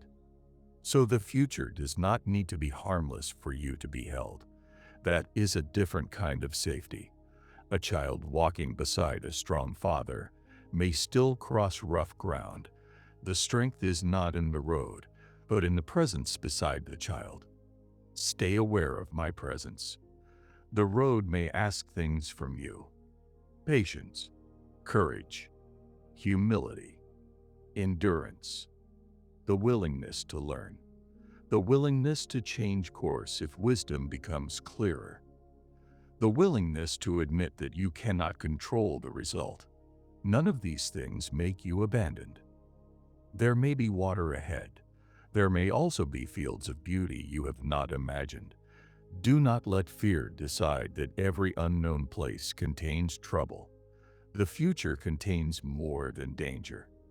It contains laughter you have not heard yet, people whose names you do not know, ordinary mornings that will feel peaceful, small joys, new understanding, unexpected kindness, moments when you will look around and realize that life kept giving. You cannot see those things either. Fear usually imagines the unknown in only one direction. I see all of it. The hard days, the beautiful days, the ordinary days, the days you will wish lasted longer, the days you will be grateful are over, and I will be God through all of them. This is why you can loosen your demand for guarantees. You have something greater than a guarantee of comfort. You have an unchanging Father. The river changes. I do not. Circumstances rise and fall. I do not. Your own emotions may change before breakfast. My love does not. You may feel brave today and frightened tomorrow, and I remain. You may understand the road for a while, and then reach another bend, and I remain. That steadiness is more precious than you realize. It means that whatever tomorrow becomes, you will find me there. Do not ask the road to do what only I can do. A road cannot love you. An outcome cannot keep your soul. Success cannot promise never to leave. Certainty cannot hold you when life changes. I can. So when you choose, choose with wisdom. When you move, move humbly. When you wait, wait without making fear your master. And when the road becomes harder than you expected, do not immediately assume you have lost me. Look again. I may be nearer than you realize.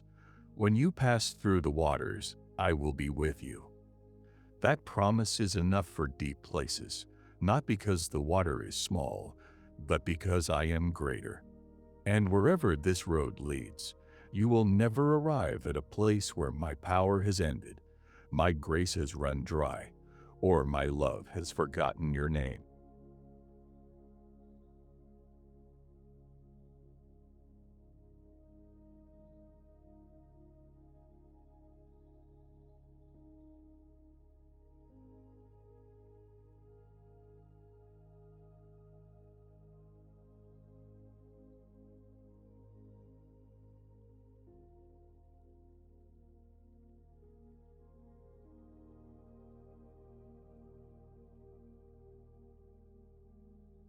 The Lord makes firm the steps of the one who delights in him.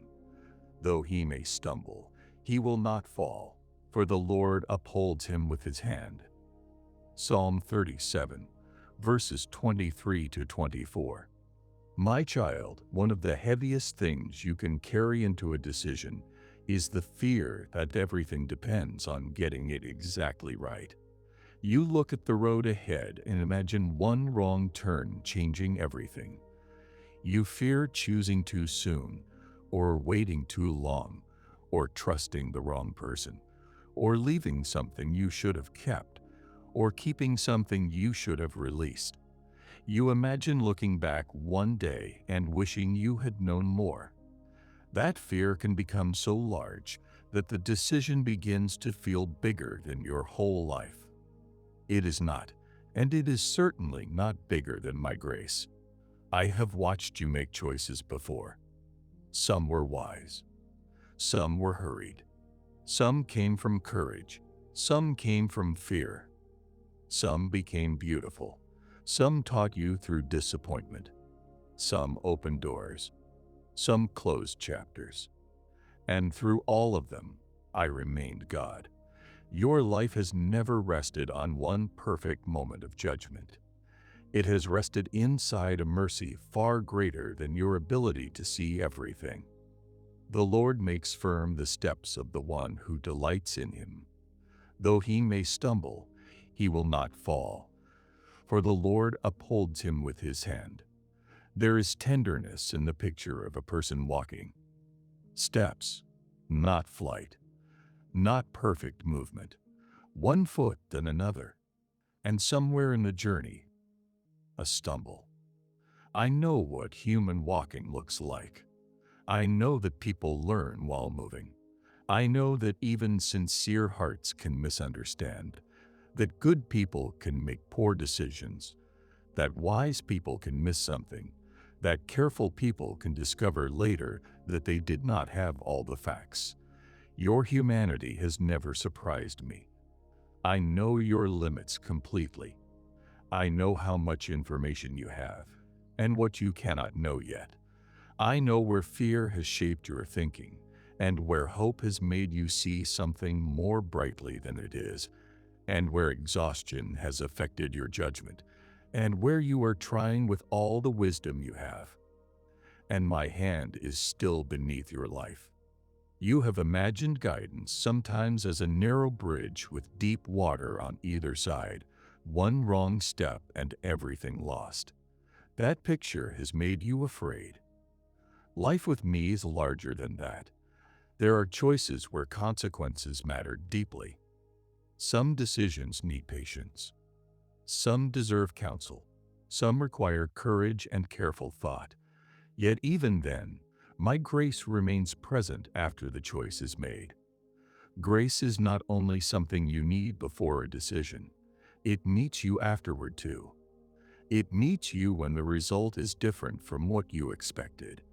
It meets you when new information appears. It meets you when you realize you need to change direction. It meets you when you have to apologize. It meets you when you need to begin again. It meets you when the road teaches you something you could not have learned from standing still. You may stumble. You will not fall beyond my reach. That is a very different future from the one fear has been showing you.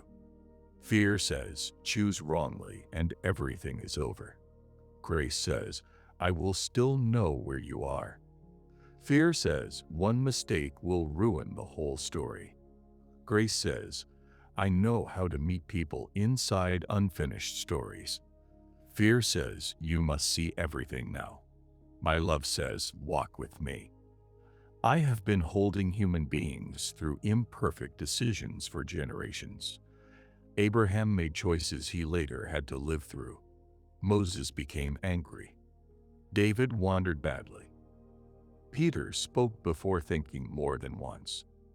Paul once believed he was serving me while moving in the wrong direction entirely. Their mistakes mattered, and some carried painful consequences. Yet my grace was not exhausted by their humanity. I knew how to confront, how to correct, how to restore, how to teach, how to continue writing a life after a person had misunderstood part of the road. I still know how.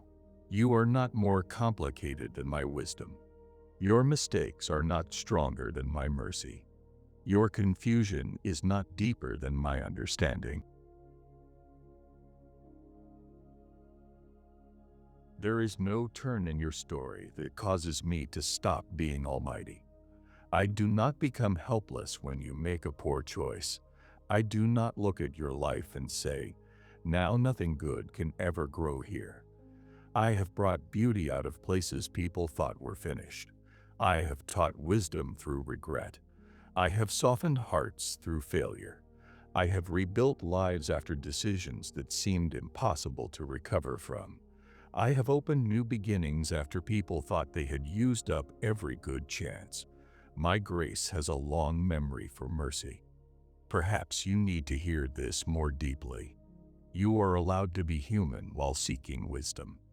You can pray sincerely and still feel unsure. You can ask good questions and still miss a detail. You can choose carefully and later learn something new. You can walk with me and still need correction. A teachable heart matters more than the illusion of never being wrong. Pride needs to be right. Wisdom is willing to be led again. There is strength in being able to say, I see this differently now. There is grace in changing direction when truth becomes clearer. There is maturity in recognizing that one decision does not have to become a prison simply because you once believed it was right. You are still growing, and that is part of the journey. Some things you only understand after living them. Some people reveal themselves slowly. Some opportunities look different once you enter them. Some dreams change shape. Some desires mature. Some roads teach you what they could never explain from a distance. I can use that learning. Nothing shared honestly with me has to be wasted.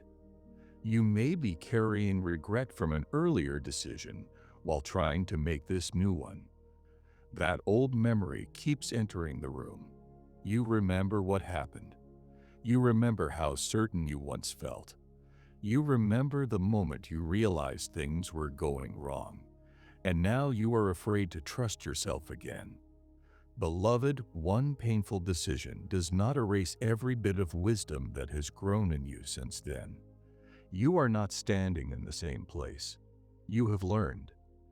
You notice things now that you missed before. You ask different questions. You recognize certain patterns faster. You know more about your own heart. Pain has taught you some things you would rather have learned another way. Still, you learned. Do not turn yesterday's mistake into a prophecy about tomorrow. That gives regret too much authority. Look at what has grown. You are slower in some places, stronger in others, more honest about your motives, less impressed by appearances, more aware of how fear sounds and how hurry feels, more willing to ask for wisdom. That matters. I can work with a heart that keeps returning to me. You may stumble. My hand is still there. Think of a child learning to walk.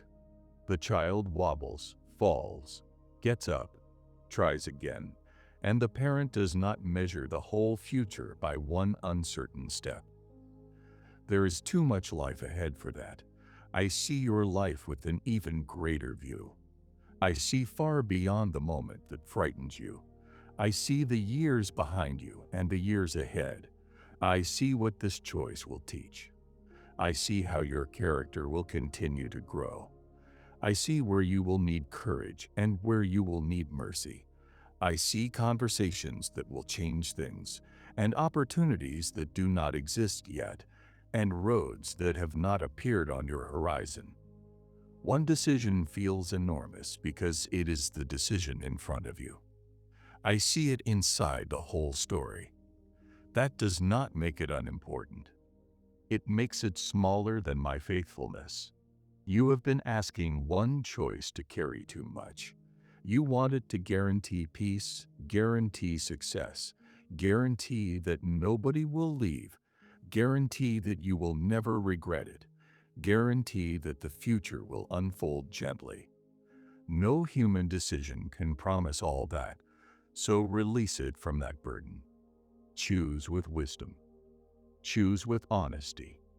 Choose without pretending that you can control every consequence. Then continue walking with me.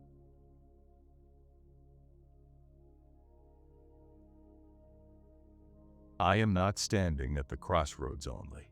I am farther down the road too. You will find me after the decision. You will find me inside the result. You will find me if the answer brings joy, and if the road becomes complicated, and if you later need to adjust, and if something ends, and if something new begins. I do not disappear after you choose. That is one of the most beautiful freedoms my love gives you. You are not trying to make a perfect decision and then live without me. You are living with me before, during, and after it. There is relationship beyond the choice. There is wisdom beyond the choice. There is mercy beyond the choice. There is life beyond the choice. Some people look back at one moment and believe their whole life was ruined there. They say, if only I had known, if only I had waited, if only I had left, if only I had stayed. Those words can become a house the heart lives in for years. Regret keeps reopening a door the time has already closed. You cannot return there, but I am here, and I can work here. Grace does not need access to yesterday to begin doing something beautiful today. I am God in the present. I can meet you with the life that remains, and there is always more life than regret tells you. More possibility, more wisdom, more love to give, more truth to learn, more good to do, more of me to know. The story does not end at the place where you wish you had chosen differently. Look at Peter after the courtyard. He had spoken boldly before, and then fear found him, and 3 times he denied knowing Jesus. That moment could have become the name of his whole life. It did not. Jesus met him again. There was conversation. There was restoration. There was work still waiting for him. The failure was real. Grace was more enduring. That is my heart. I do not call darkness light. I do not pretend mistakes have no consequence. I do something greater. I redeem. I teach. I restore. I bring truth where denial lived. I bring humility where pride lived. I bring compassion out of places that once held judgment. I can grow beauty where someone expected only shame. My grace is living. It moves. It reaches. It restores what can be restored and strengthens you to live faithfully with what cannot be undone. That is why this decision is not a final examination on which your whole future depends.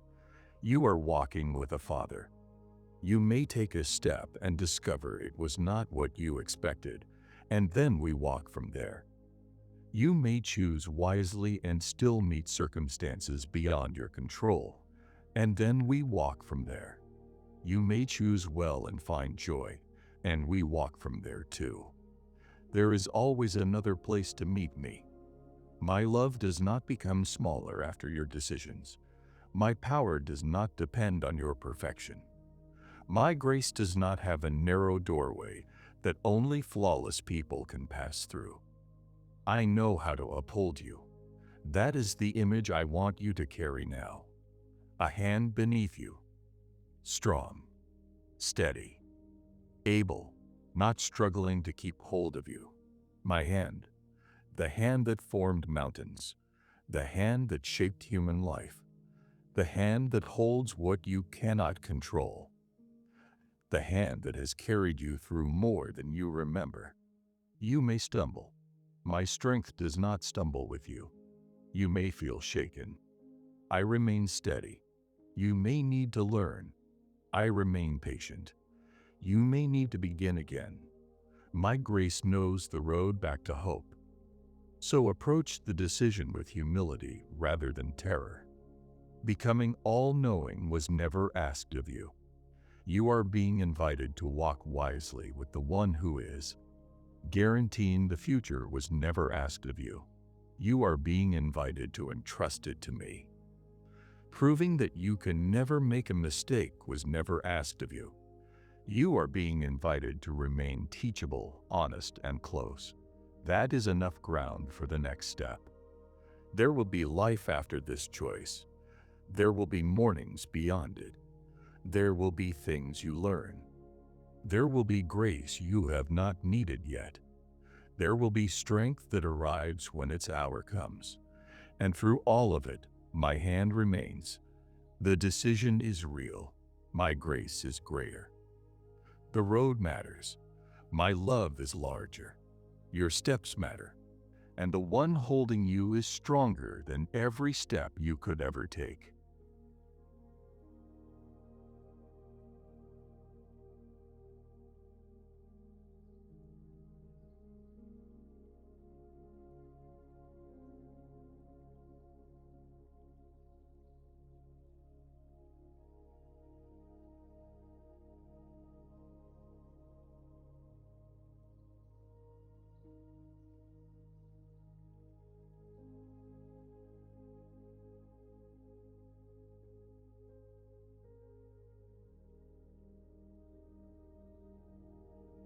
I will instruct you and teach you in the way you should go. I will counsel you with my loving eye on you. Psalm 32, verse 8. Beloved, you are not standing here alone. I see the place where the road divides. I see the choice in front of you and the questions around it. I see what attracts you in one direction and what makes you hesitate in another. I see the things you have told people and the things you have kept quietly inside. My eye is on you, not from far away, not with cold observation, with love. I will counsel you with my loving eye on you. You have spent so much time looking at the roads that perhaps you have forgotten to look at the one who is looking at you. I have not lost sight of you. When you wake with the question, I see you. When you change your mind again, I see you. When you feel confident for an hour and uncertain by evening, I see you. When you say very little because you are tired of thinking about it, I still know exactly where your heart is. You are seen here, and that matters.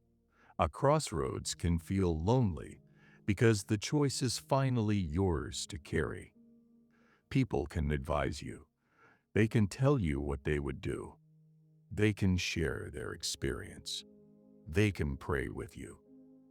Yet eventually you return to your own heart and realize that nobody else can live your life for you.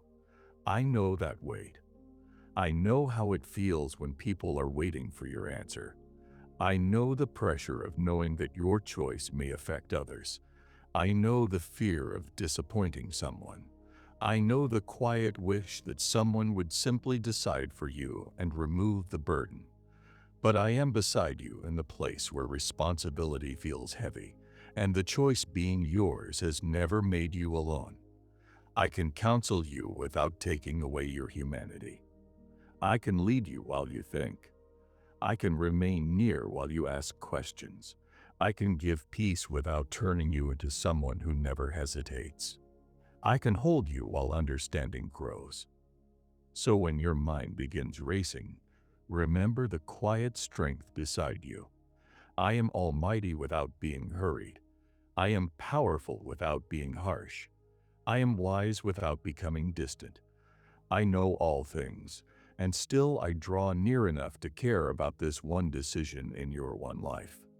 That is my love. You have never been too small for my attention. The world is full of people asking me for help tonight, and still I know your voice. I know your story. I know which part of this decision touches an old wound. I know the hope you are almost afraid to admit. I know the thought that comes just before sleep. There is something deeply restful in being known without having to explain everything again. You have explained enough. You have rehearsed enough. You have gone over the details many times. Rest for a while beneath my attention. The burden of making sure I understand can come off you now. I understand completely. There may still be things you need to discover, and that can happen in its time. For now, allow yourself to be watched over. You know what it feels like when someone you trust sits nearby. They do not have to keep speaking. Their presence changes the room, and you breathe differently because you are no longer carrying the moment alone. Stay with me like that. My presence remains even when I am quiet. I can be quiet and near. I can watch over you without filling every moment with instruction. I can allow you time to think, time to notice, time to grow certain slowly, time to change your mind, time to recognize what has been in front of you all along. My love does not rush you simply because you are uncomfortable with uncertainty. There are moments when counsel comes as a clear thought. There are moments when it comes as restraint. There are moments when something simply stops looking right. There are moments when peace begins gathering around a direction very gently.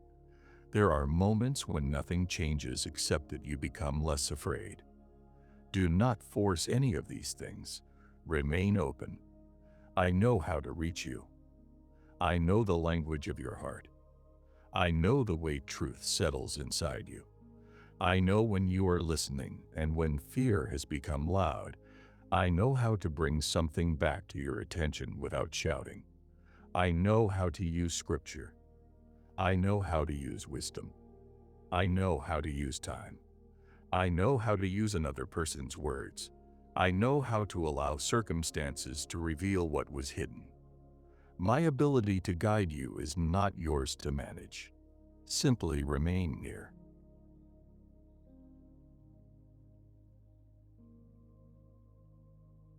There is beauty in this part of the journey too. You may not see it because you would rather be past it, but one day you may remember this season as the place where you learned something about my nearness. Before this, perhaps you knew me best after answers came. You thanked me when doors opened. You praised me when things worked. You recognized my goodness when the way became clear. Now you are learning to recognize me before clarity. Here at the crossroads, here with the question, here before the decision has a name. I am still beautiful here, still good, still worthy of your trust, still the Father whose love has carried you through every earlier version of your life. My nature has not changed because the landscape changed. I am the same God in familiar places and unfamiliar ones, the same God at beginnings and endings, the same God when you are certain and when you are unsure, the same God when you move and when you wait. You may not know exactly what comes next. You know who is beside you. Let that knowledge become larger now. You are not held by your ability to read the road perfectly. You are held by me. My hand is steady. My wisdom is deep. My grace is generous. My love is older than every fear you brought into this night. I have loved you through roads you understood badly. I have loved you through choices you later changed. I have loved you through seasons when you were strong and seasons when you hardly knew what to pray. Nothing about this crossroads has made my love hesitate. So breathe. The road can remain where it is for a little while, and you can stop staring at it. A traveler can sit beside the road before continuing. The road will still be there, and so will I. There is no shame in needing quiet, and no shame in admitting that you are tired. You have carried this question through enough hours. Rest beneath my loving eye. I am watching over what you cannot watch over. I see the consequences you cannot calculate. I see the people involved. I see the hidden parts. I see the future without being frightened by it. Nothing in tomorrow can overpower my presence there. Nothing can take me by surprise. Nothing can make me become less faithful. The strength that holds stars in their places is not strained by the details of your life, and the heart behind that strength is full of love toward you. Power and tenderness meet in me. You do not have to choose between an almighty God and a Father who comes near. I am both. Strong enough to hold what you cannot control. Gentle enough to stay with you while you decide. So remain here for a moment longer. No solving, no rehearsing, no need to imagine each road again. Simply know this: my loving eye is on you. When morning comes, it will still be on you. When the decision comes, it will still be on you. When you take the next step, it will still be on you. If the road turns unexpectedly, it will still be on you. If you need more wisdom later, you can ask again. If you need to slow down, I will still be here. If you discover that something needs to change, my grace will meet you there. You are not standing at the crossroads alone. You never entered this place without me, and you will not leave it without me. For now, let that be enough. I see you, I know the way, and I am staying with you.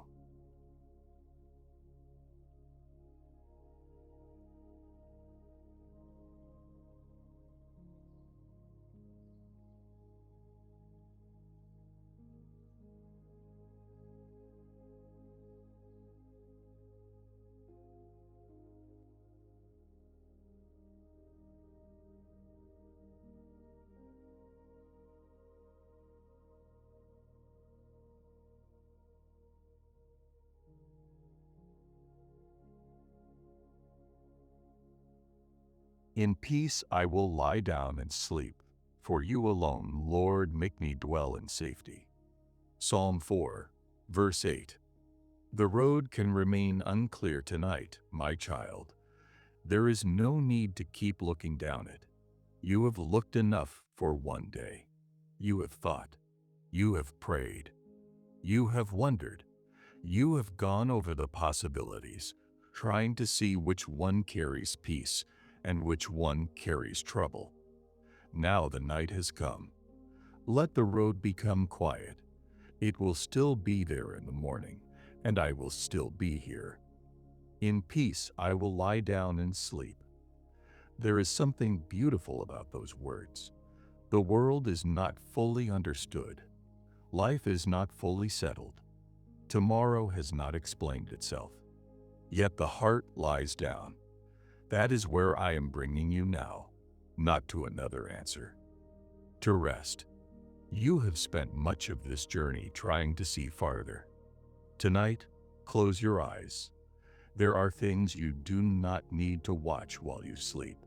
There are people whose choices you cannot manage through the night. There are conversations that will not become clearer because you replay them once more. There are decisions that do not need another hour of thought. Leave them where they are and come away from them for a while. I am still awake. The one who watches over you does not become tired. My attention does not fade as the night grows deeper. I do not lose sight of the road when you stop looking at it. I know where it leads. I know what tomorrow carries. I know what information has not reached you yet. I know what will become clearer with time. I know what should remain untouched until its proper hour. So rest. You have trusted your mind with this question for many hours. Trust me with the hours when your mind is quiet. The night is not empty because you are sleeping. My presence fills it. I am God in the darkness as surely as I am God in the morning. Creation rests inside an order larger than human effort, and so do you.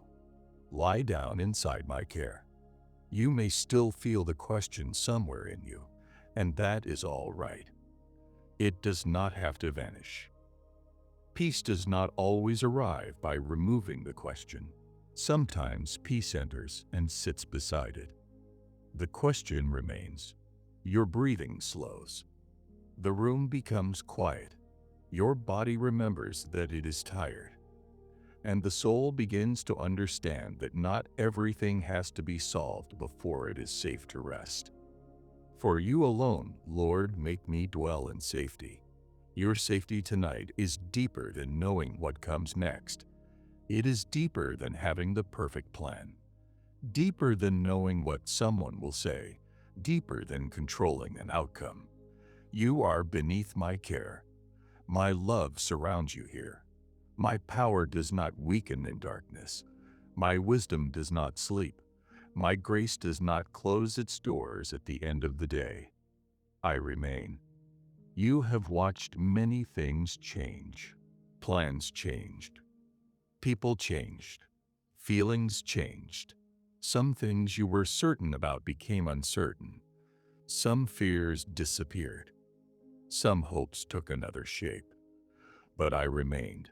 I am still the Father who carried you through every road that brought you here. Still good. Still strong. Still full of mercy. Still able to hold what your hands cannot hold. Nothing about tomorrow requires me to become more powerful than I already am. Nothing waiting ahead is larger than my strength. So there is no need for you to remain awake as though your attention is keeping the future from falling apart. Let your eyes become heavy. Let your shoulders soften.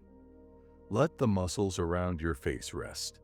The question can move farther away for a while, and there is no need to chase it. If another thought comes, let it pass. If another possibility appears, it does not need an answer tonight. If your mind begins another conversation, gently return to my presence. I am here, and that is enough for this hour.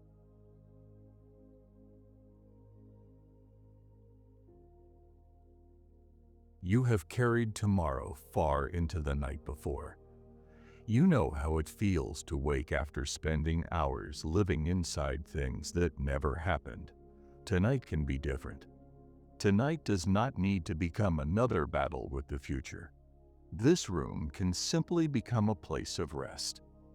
There is nothing weak about that. A field does not apologize for being quiet at night. Trees do not strain toward morning. Birds become still. Flowers close.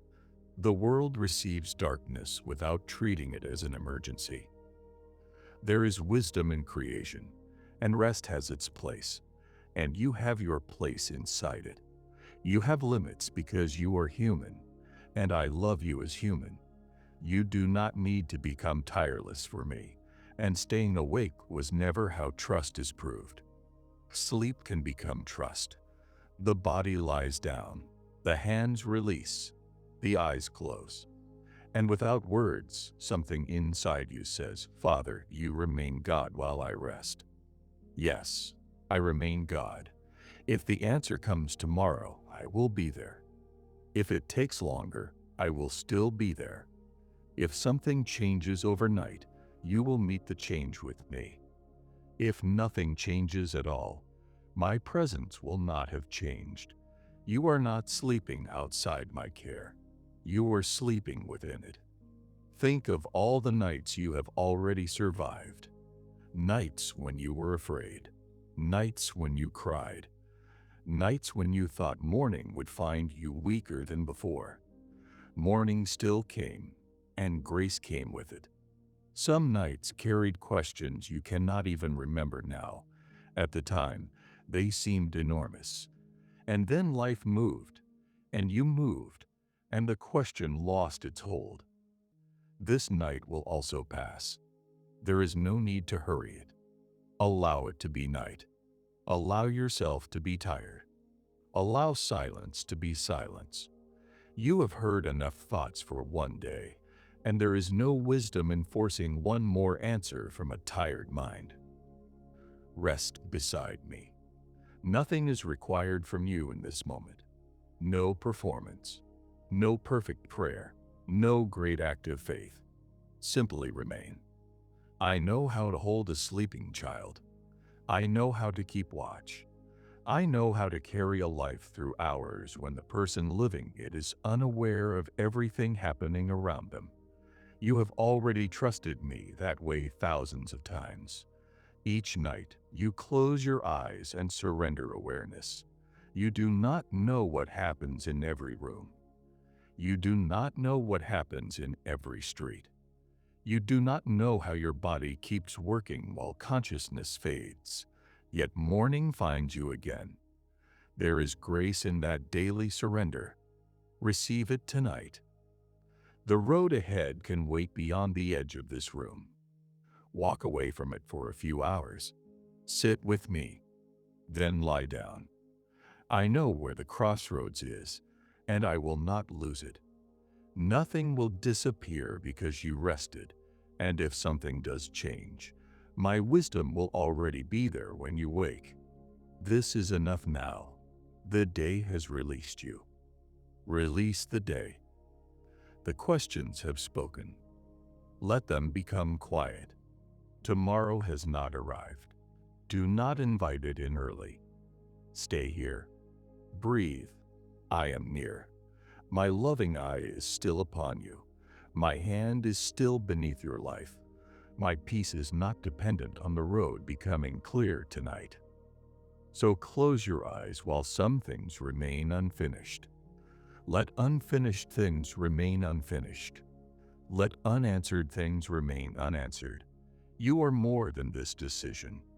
Your life is more than this crossroads, and I am greater than everything you cannot yet see. Sleep beneath that truth. The night is in my hands.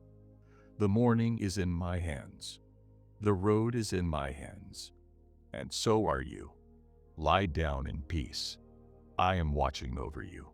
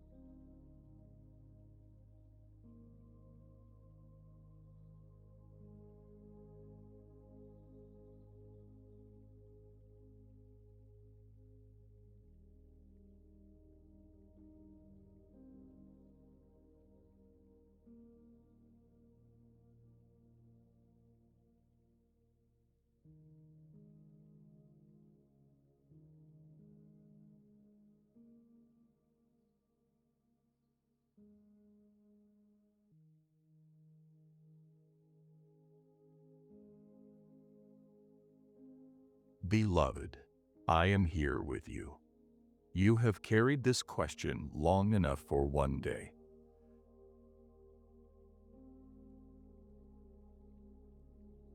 You have looked at the roads, considered the possibilities, imagined the outcomes, and wondered whether you are seeing clearly. Bring the weight of it into my presence.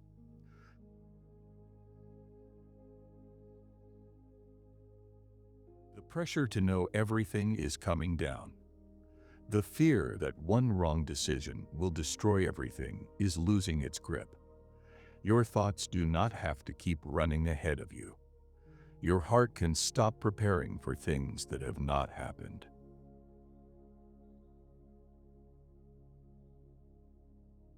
You are here. I am here. And you are held.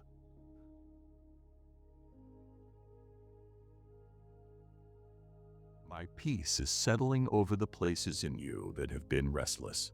The thoughts that have been pulling in different directions are becoming quieter. The need to solve the entire future is loosening.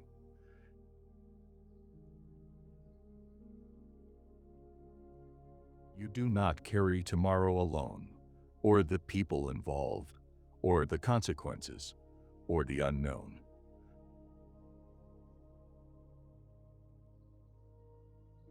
My hands are already beneath your life. Strong hands, steady hands, hands that have carried you through days you thought would overwhelm you and have remained through every season.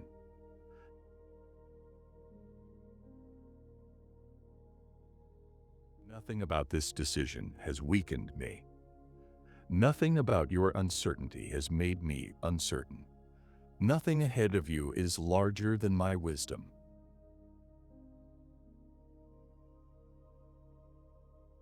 I am God here.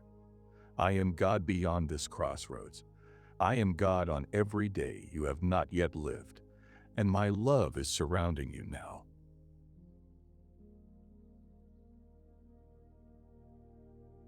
Rest in that love.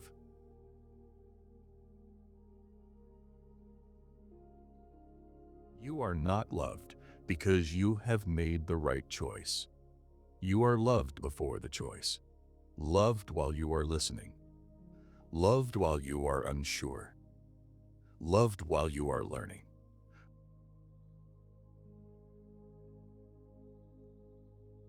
My love is not waiting at the end of the road. It is here with you.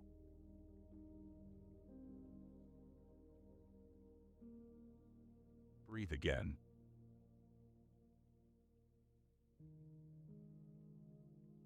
There is room around this question. It does not have to fill your whole mind, or occupy every quiet moment, or follow you into sleep.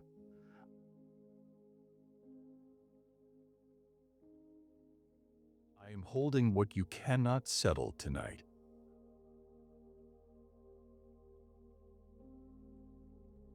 My wisdom is meeting you. Clarity is not being forced. Wisdom is growing quietly.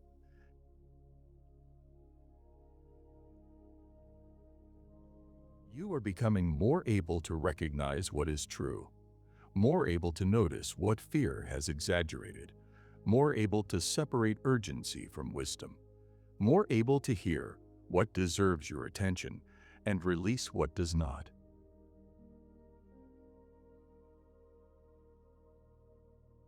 Your mind is becoming steadier. Fear is not ruling you. Panic is not choosing for you.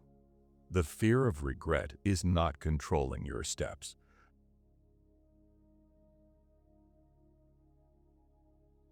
My spirit is forming courage, love, and soundness within you.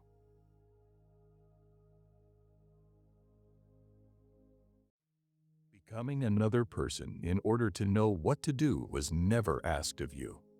You will not have to manufacture a sign, or force meaning into every circumstance, or chase certainty until you are exhausted.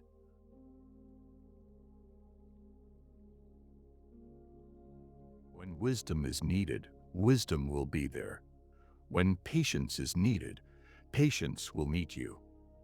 When courage is needed, courage will rise. When restraint is needed, you will have grace to slow down. When it is time to speak, words will come. When silence is wiser, you will have strength to remain quiet. When more information is needed, you will recognize that waiting carries no shame. When enough is already clear, you will have courage to move.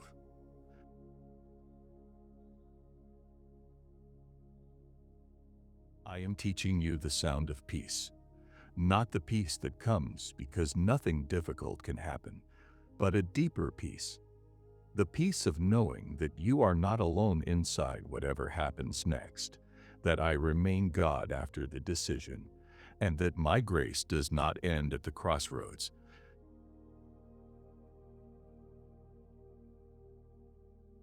You can move without owning the whole future. You can wait without believing you have been forgotten. You can change direction when truth becomes clearer. You can learn. You can grow. You can listen again.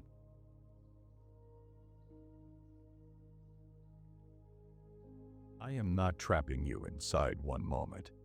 Your life is larger than this decision.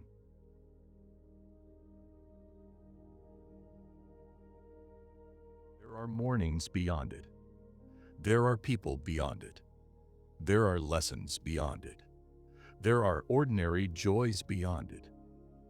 There is grace you have not needed yet, and strength that will meet days you have not entered.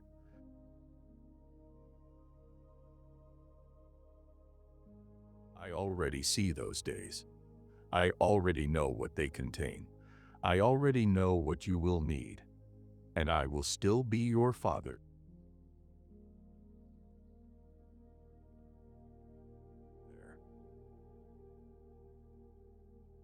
You have been afraid of choosing wrongly. Bring that fear to me. Bring the old mistake that keeps returning to your mind. Bring the decision you once regretted. Bring the time you thought you were certain and later discovered you had missed something.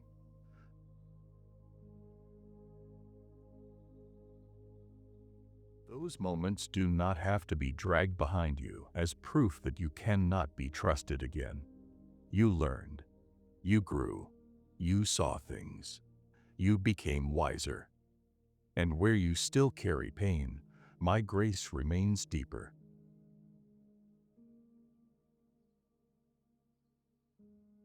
One decision is not greater than my mercy. One poor judgment cannot empty my love. One mistaken step cannot move you beyond my reach.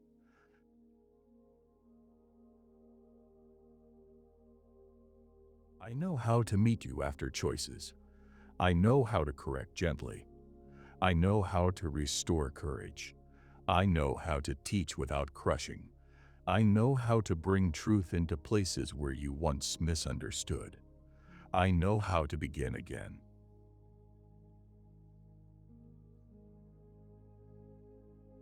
You are not walking on a thin thread over darkness with one mistake separating you from my care.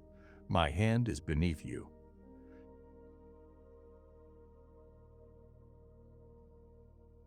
If you stumble, my hand remains. If you need correction, my hand remains. If the road becomes different from what you expected, my hand remains. If something beautiful opens, my hand remains. If disappointment comes, my hand remains.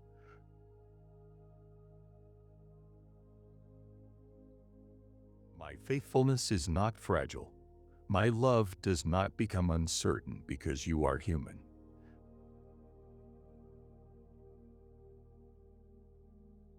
I know exactly who I am leading. I know your history. I know your strengths. I know your blind places. I know what fear does to you, and what hurry does to you, and what hope does to you, and what disappointment has taught you, and I am still willing to lead you.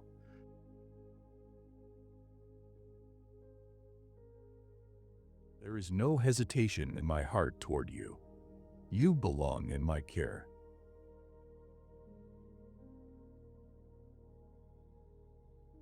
Receive courage now.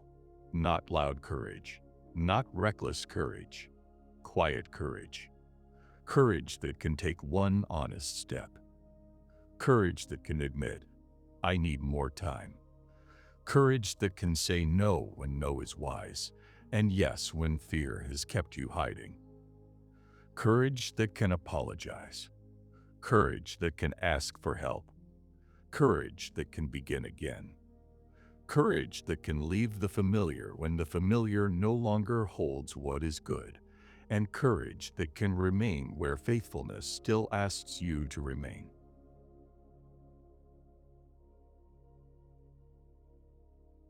You are becoming less controlled by the need to feel absolutely certain.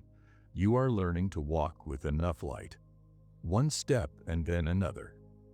There is grace in that pace.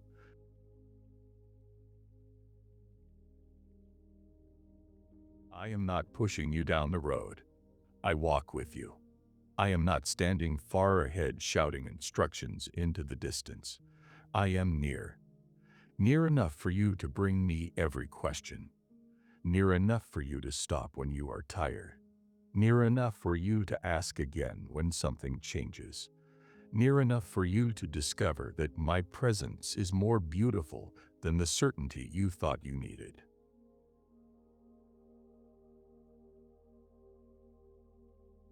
I am the Almighty Father. The road does not frighten me. The unknown does not exist for me. No bend hides anything from my sight. No circumstance catches me unprepared.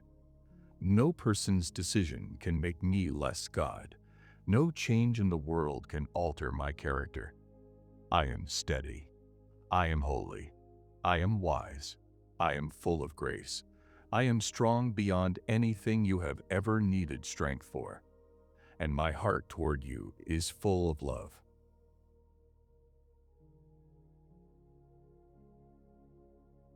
Rest beneath that strength.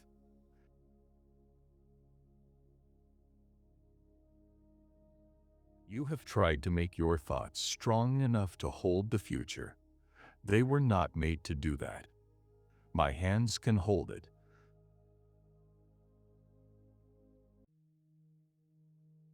So give tomorrow back to me. Give me the meeting.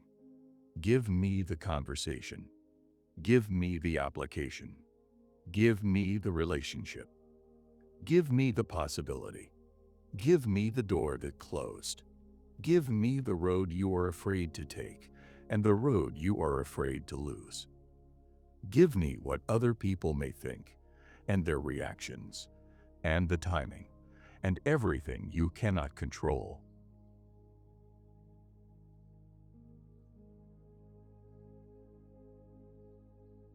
Your hands can open now. You have held enough.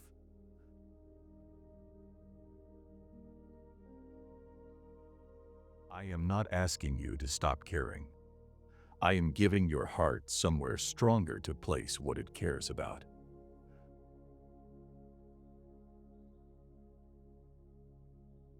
My peace is covering the future you cannot see. My grace is covering the past you cannot change. My presence is filling the moment you are actually living. You are here, and this is where grace is.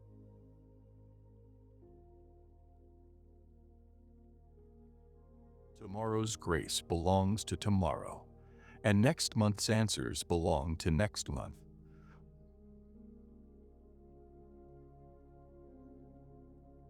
When that day comes, I will be there. When that conversation comes, I will be there. When the answer comes, I will be there. If the answer takes longer, I will still be here.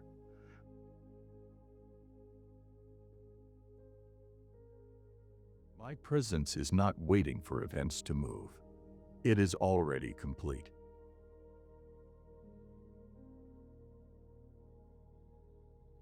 Your heart can become quiet now. The roads do not need to compete for your attention anymore tonight. They can remain where they are.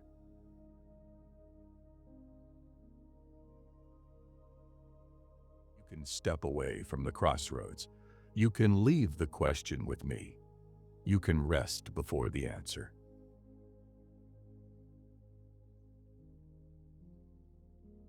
I am watching over you. My loving eye is upon your life. I know where you are. I know what brought you here. I know what is hidden from you.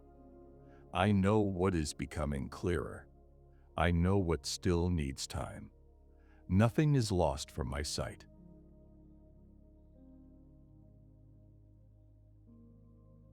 Nothing needs to be rehearsed, so that I will remember it because I remember.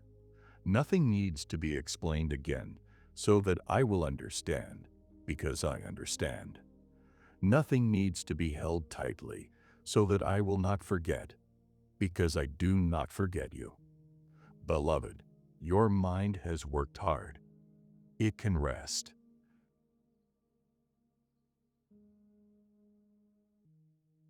Your body has carried the tension of things your hands could not solve. It can soften. Your shoulders can release. Your breathing can slow.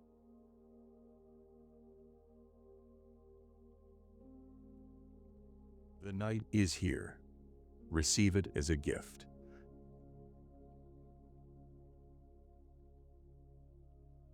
There is no need to remain on guard, because I am awake. There is no need to keep watch over tomorrow, because I am already there.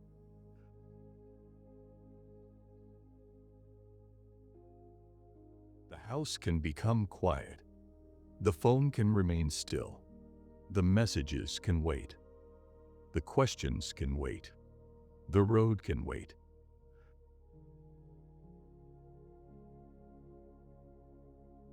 My peace is settling over your mind. Peace over the thoughts that have repeated themselves.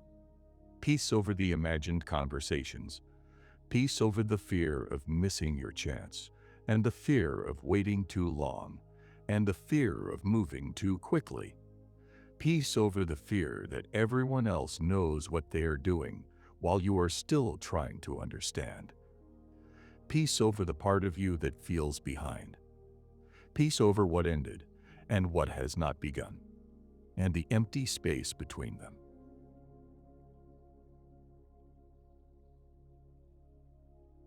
You are not behind my love. You are not late for my grace. You have not reached a place where I cannot lead.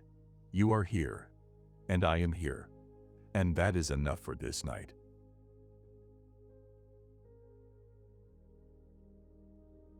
You can lie down while the road is still unclear.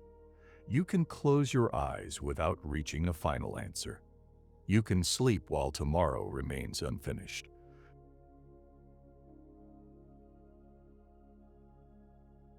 I am holding the unfinished things. I am holding the people. I am holding what you cannot know yet. I am holding you.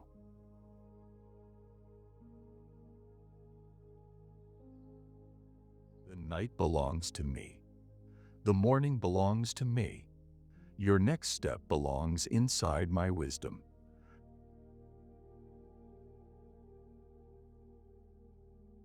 Nothing has to be forced. Nothing has to be dragged into clarity before its time.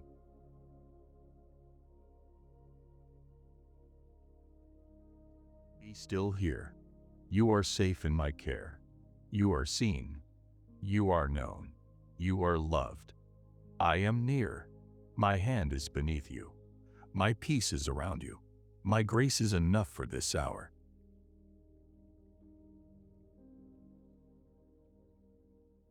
You have thought enough for tonight. Rest.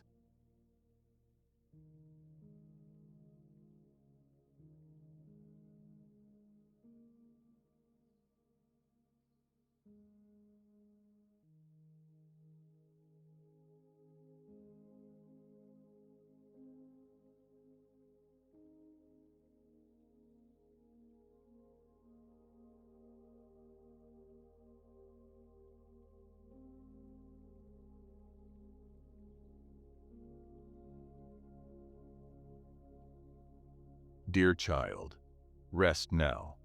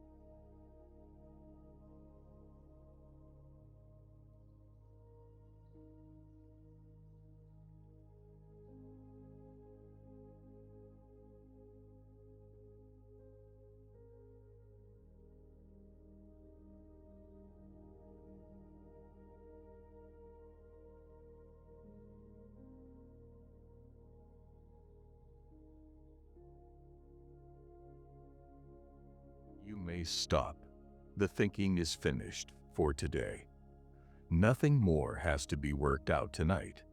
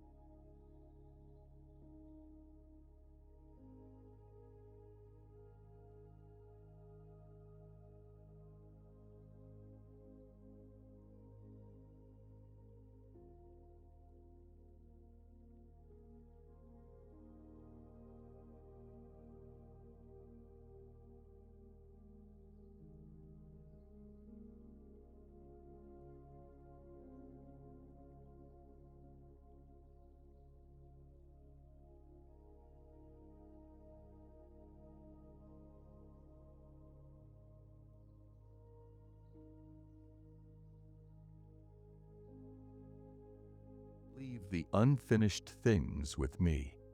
I know where they are. I know what they mean. And I know you.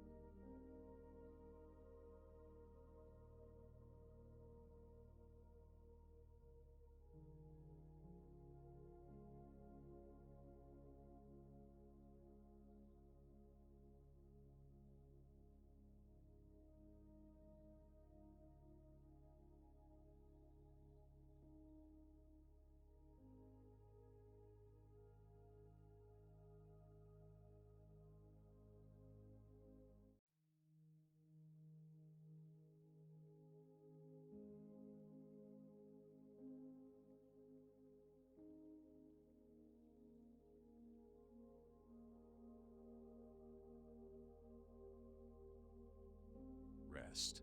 You are not alone in this room. You are not alone in this season. You are not alone with the question. I am here. My presence has not moved.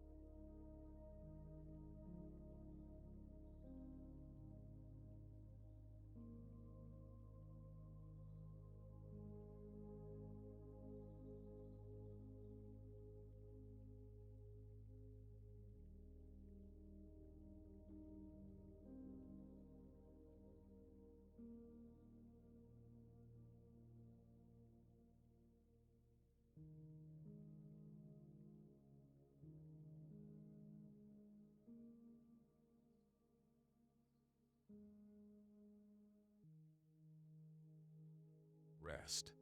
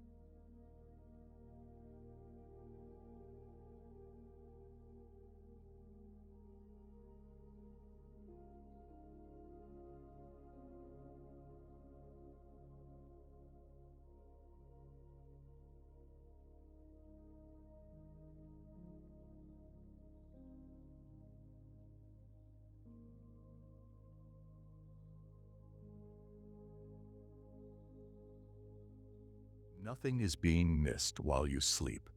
No door is closing in the dark. No answer is passing you by. Your life is not falling behind.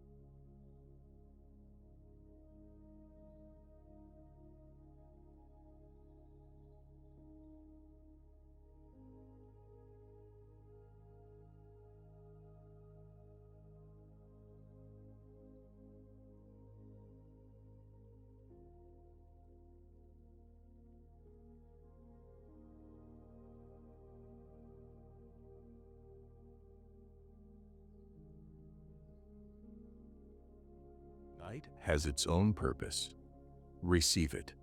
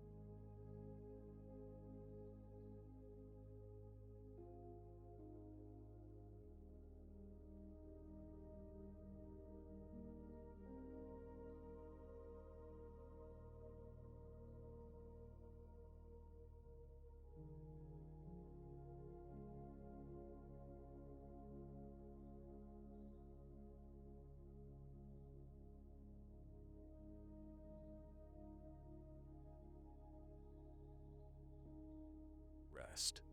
Let the day become quiet. Let the conversations fade. Let what you could not finish remain unfinished. Morning can meet it.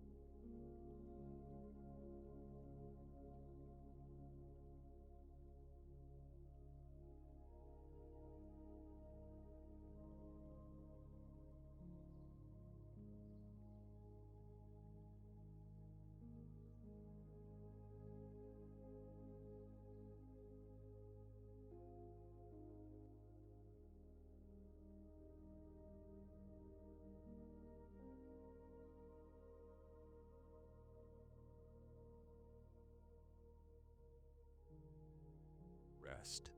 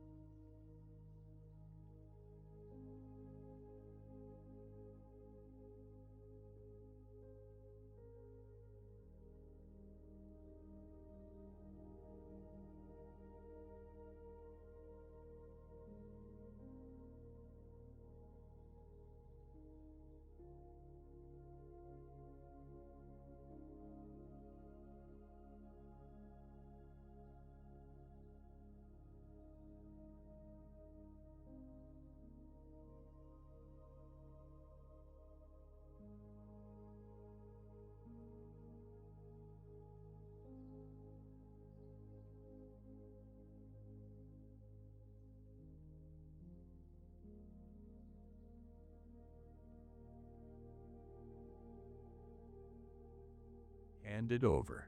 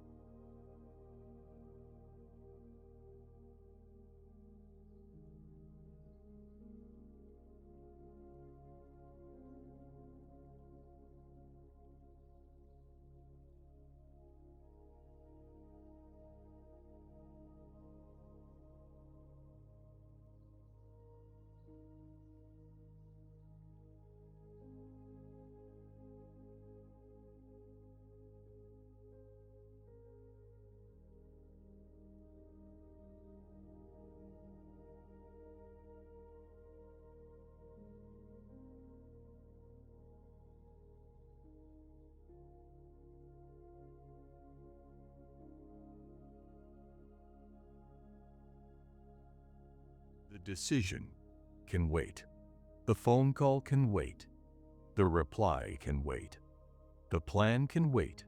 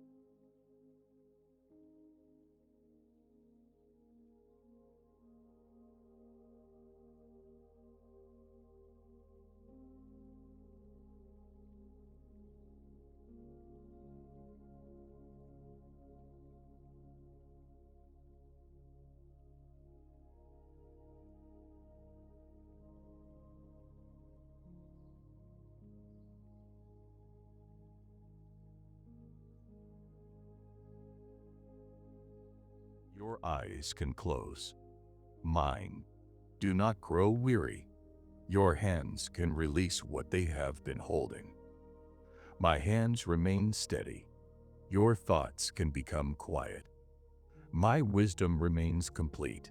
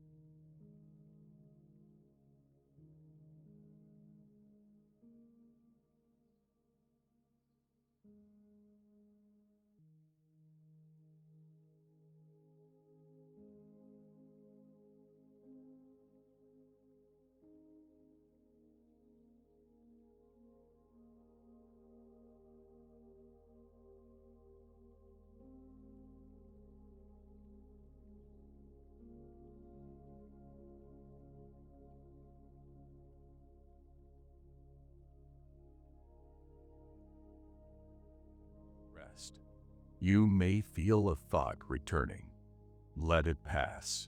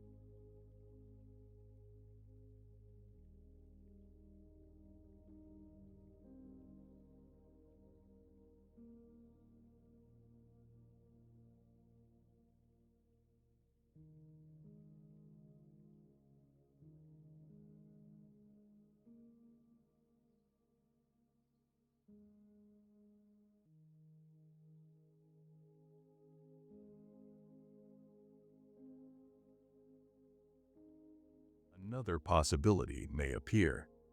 Leave it unanswered.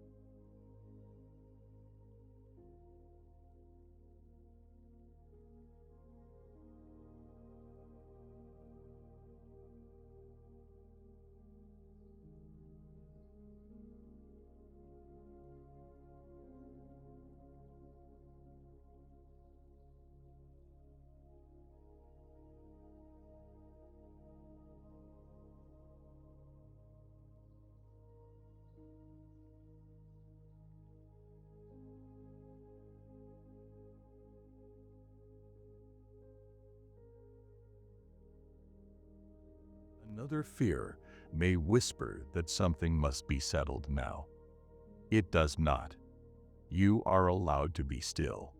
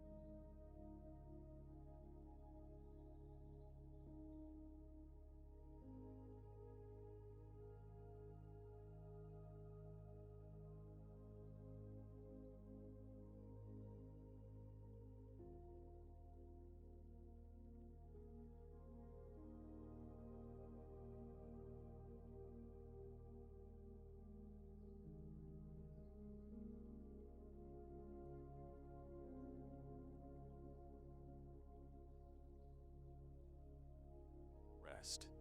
I am not hurried. I am not anxious about your future.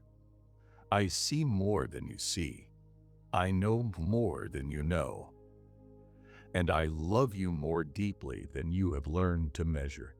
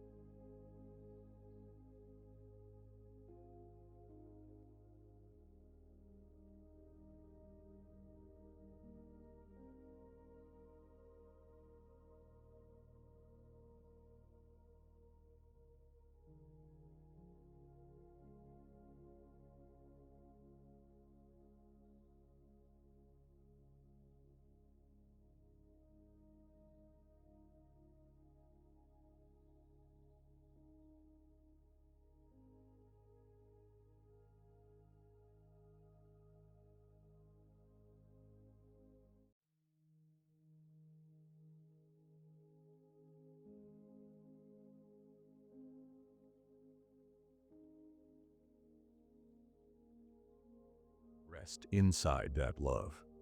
You are held. Held while you know. Held while you do not know. Held when you feel strong. Held when you feel tired. My care does not depend on your clarity.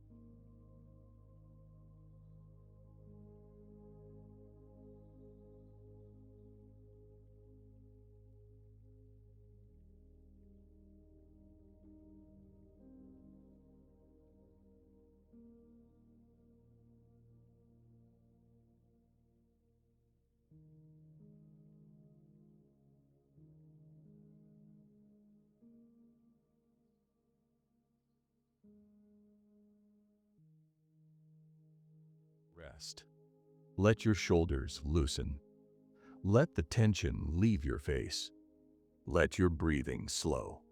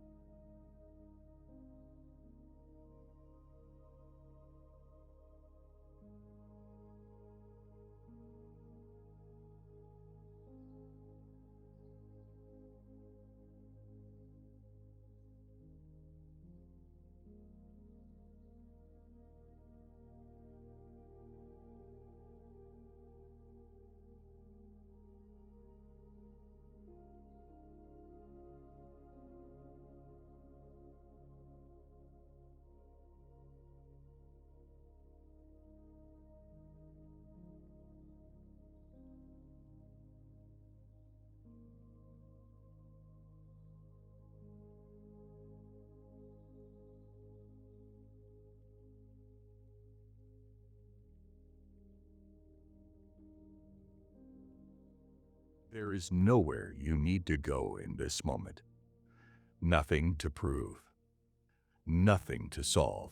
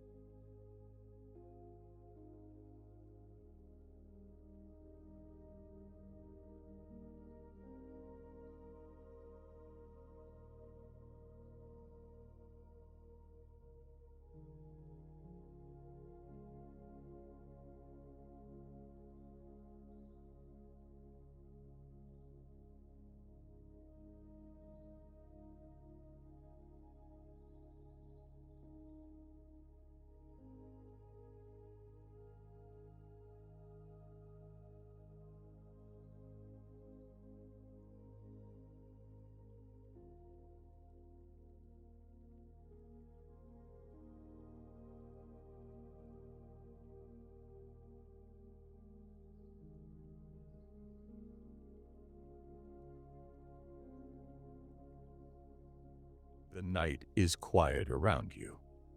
Let it be quiet inside you too.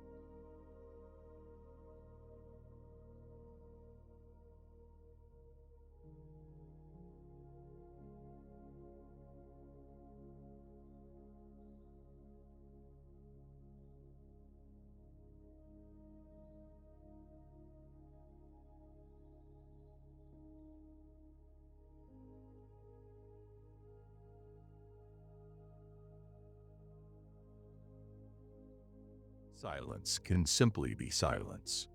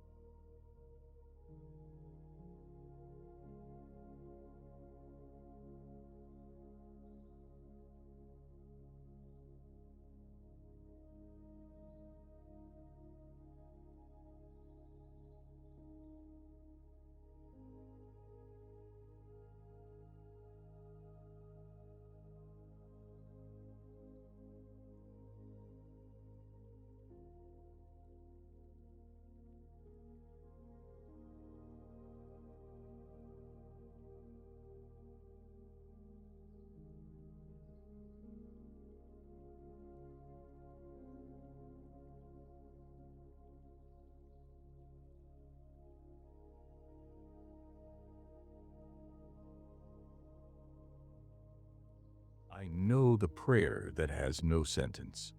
I know the tiredness that cannot explain itself.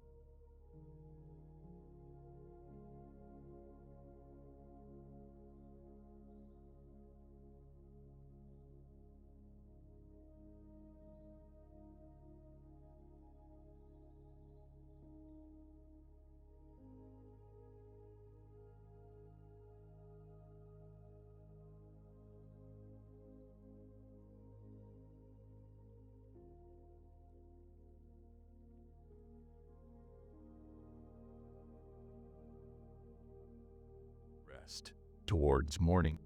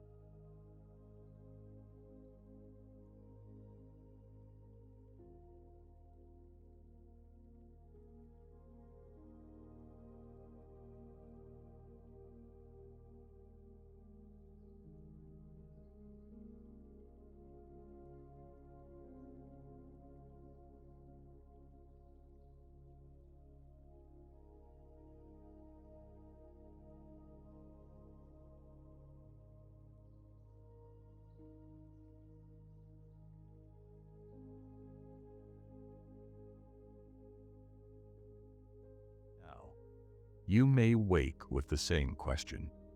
That will be all right. I will still be here.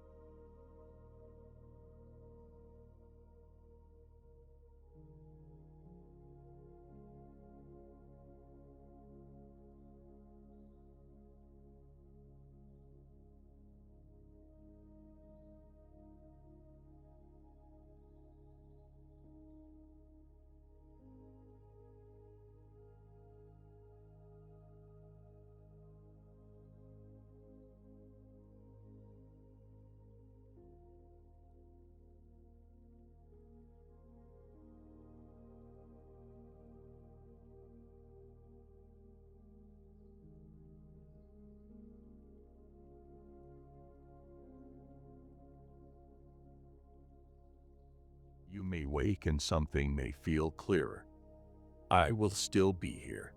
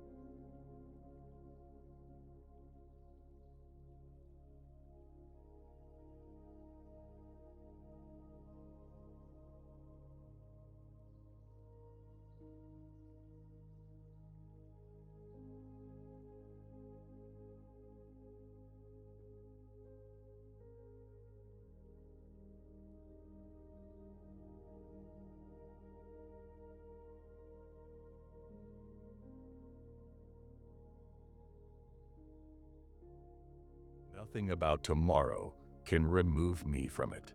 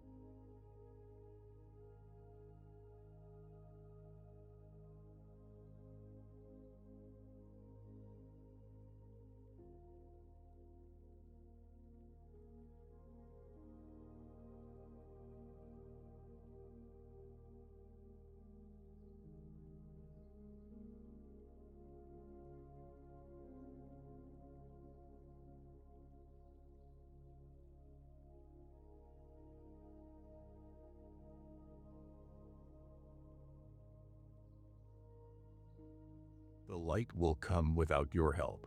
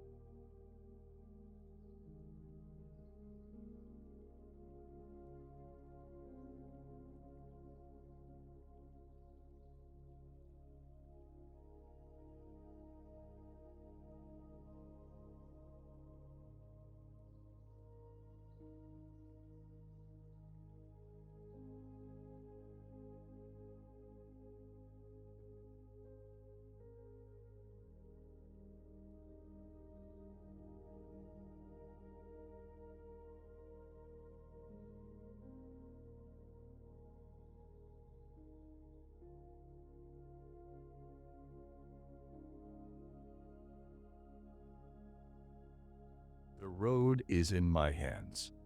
The morning is in my hands, and so are you.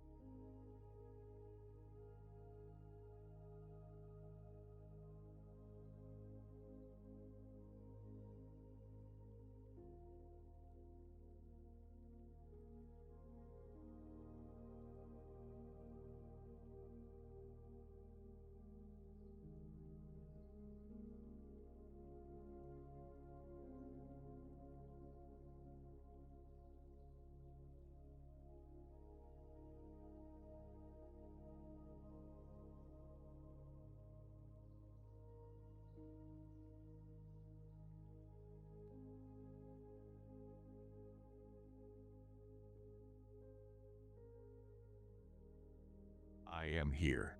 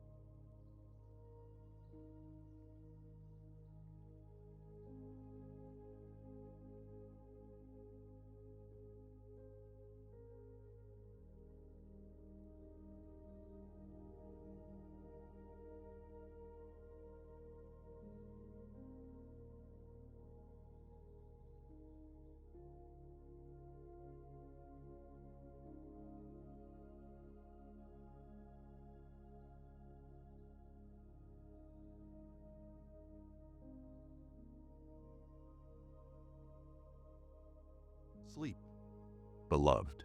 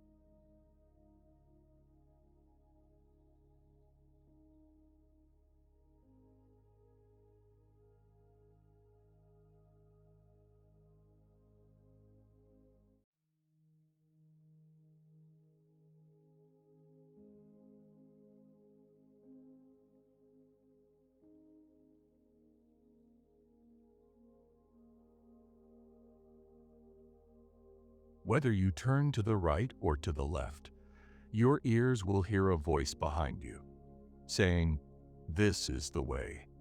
Walk in it." Isaiah 30, verse 21. Morning comes quietly, and the road is still there. Perhaps the answer has not suddenly appeared. Perhaps nothing outside you has changed during the night. The same decisions may be waiting, and the same questions may still need time.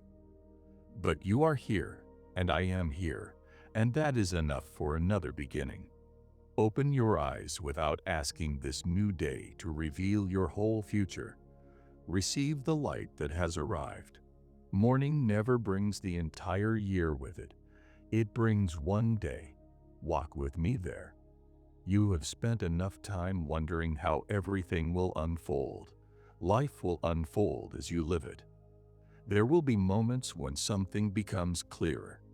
A conversation will tell you more than you knew yesterday. A fact will come into view. A feeling that once seemed powerful may become quieter. Wisdom will settle. A road may begin to look different when you reach it. Listen, stay teachable. Whether you turn to the right or to the left, your ears will hear a voice behind you, saying, "This is the way. Walk in it." Walk. There is peace in that word. It is slower than fear, slower than panic, slower than the part of you that wants to arrive at the end before the journey has properly begun. One step has enough dignity of its own. I know how to guide a moving life.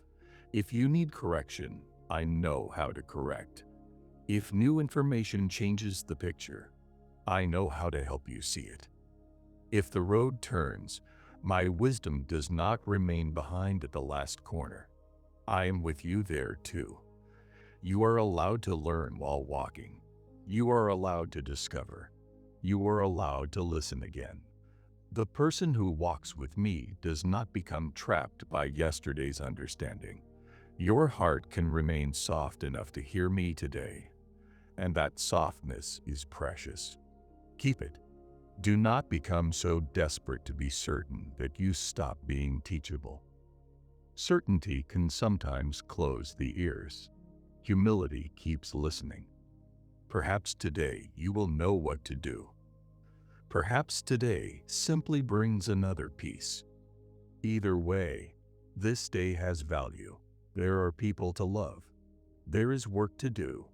There is beauty to notice.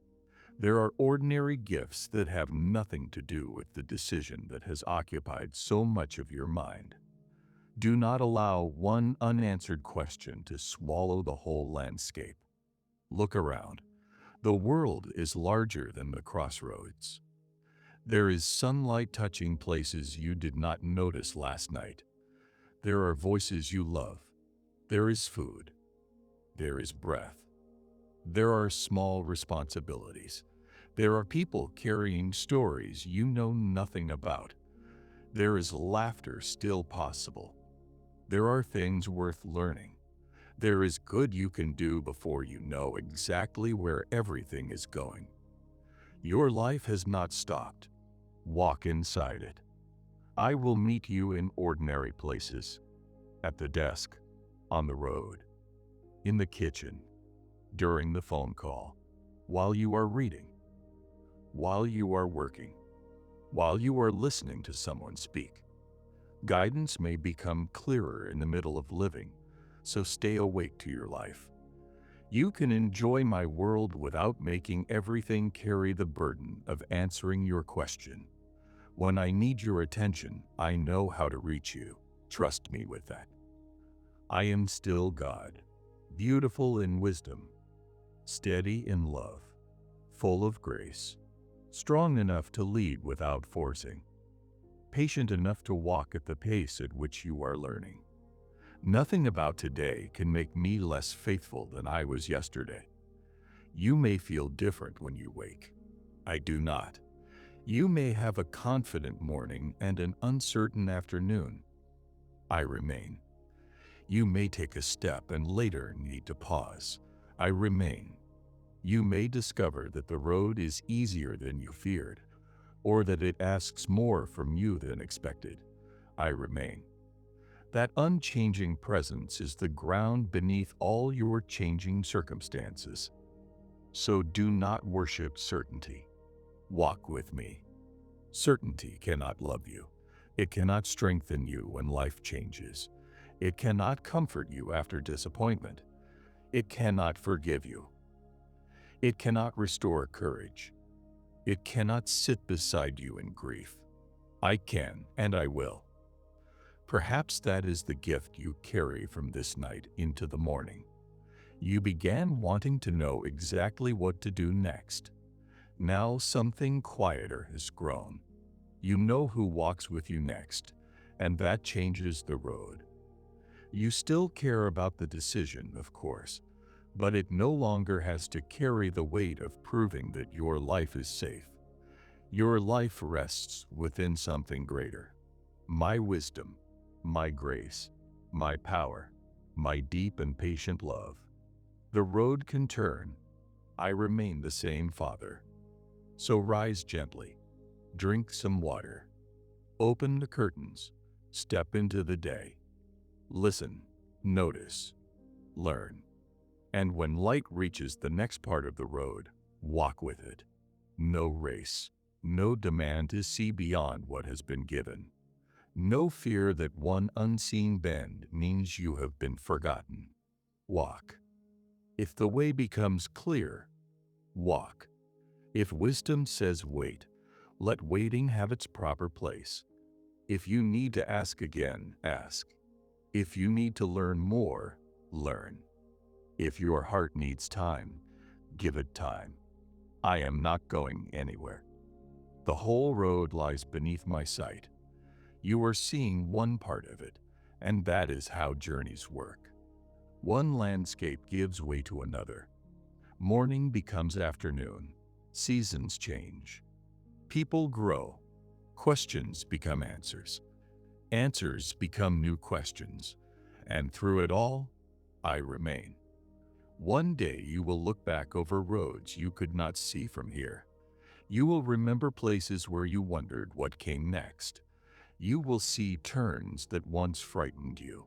You will remember how large certain decisions felt, and you will notice something. You kept walking. Grace kept meeting you. Light kept appearing where your feet needed it. My presence kept arriving in every new place. That same grace is here now.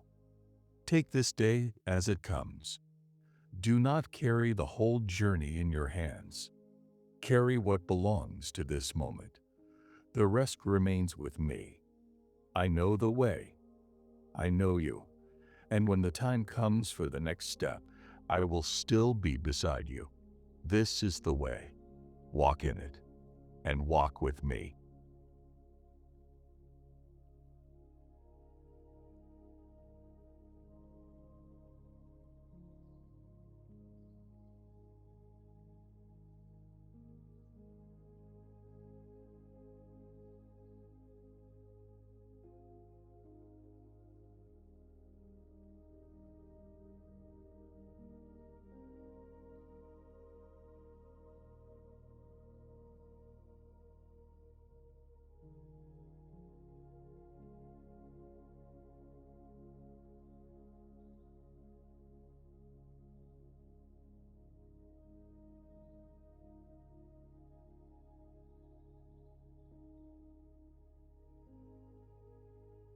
Dear beloved, morning comes gently, and there is no need to rush toward it.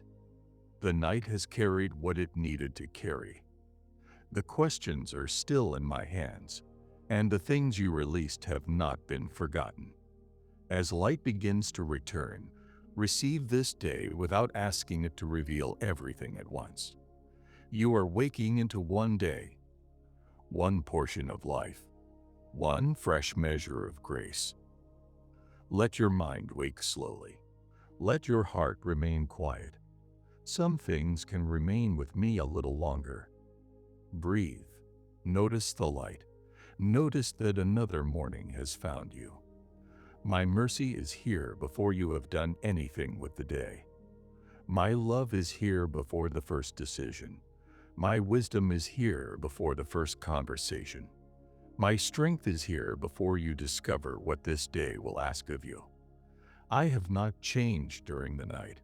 I am still your Father, still near, still watching over you, still able to lead.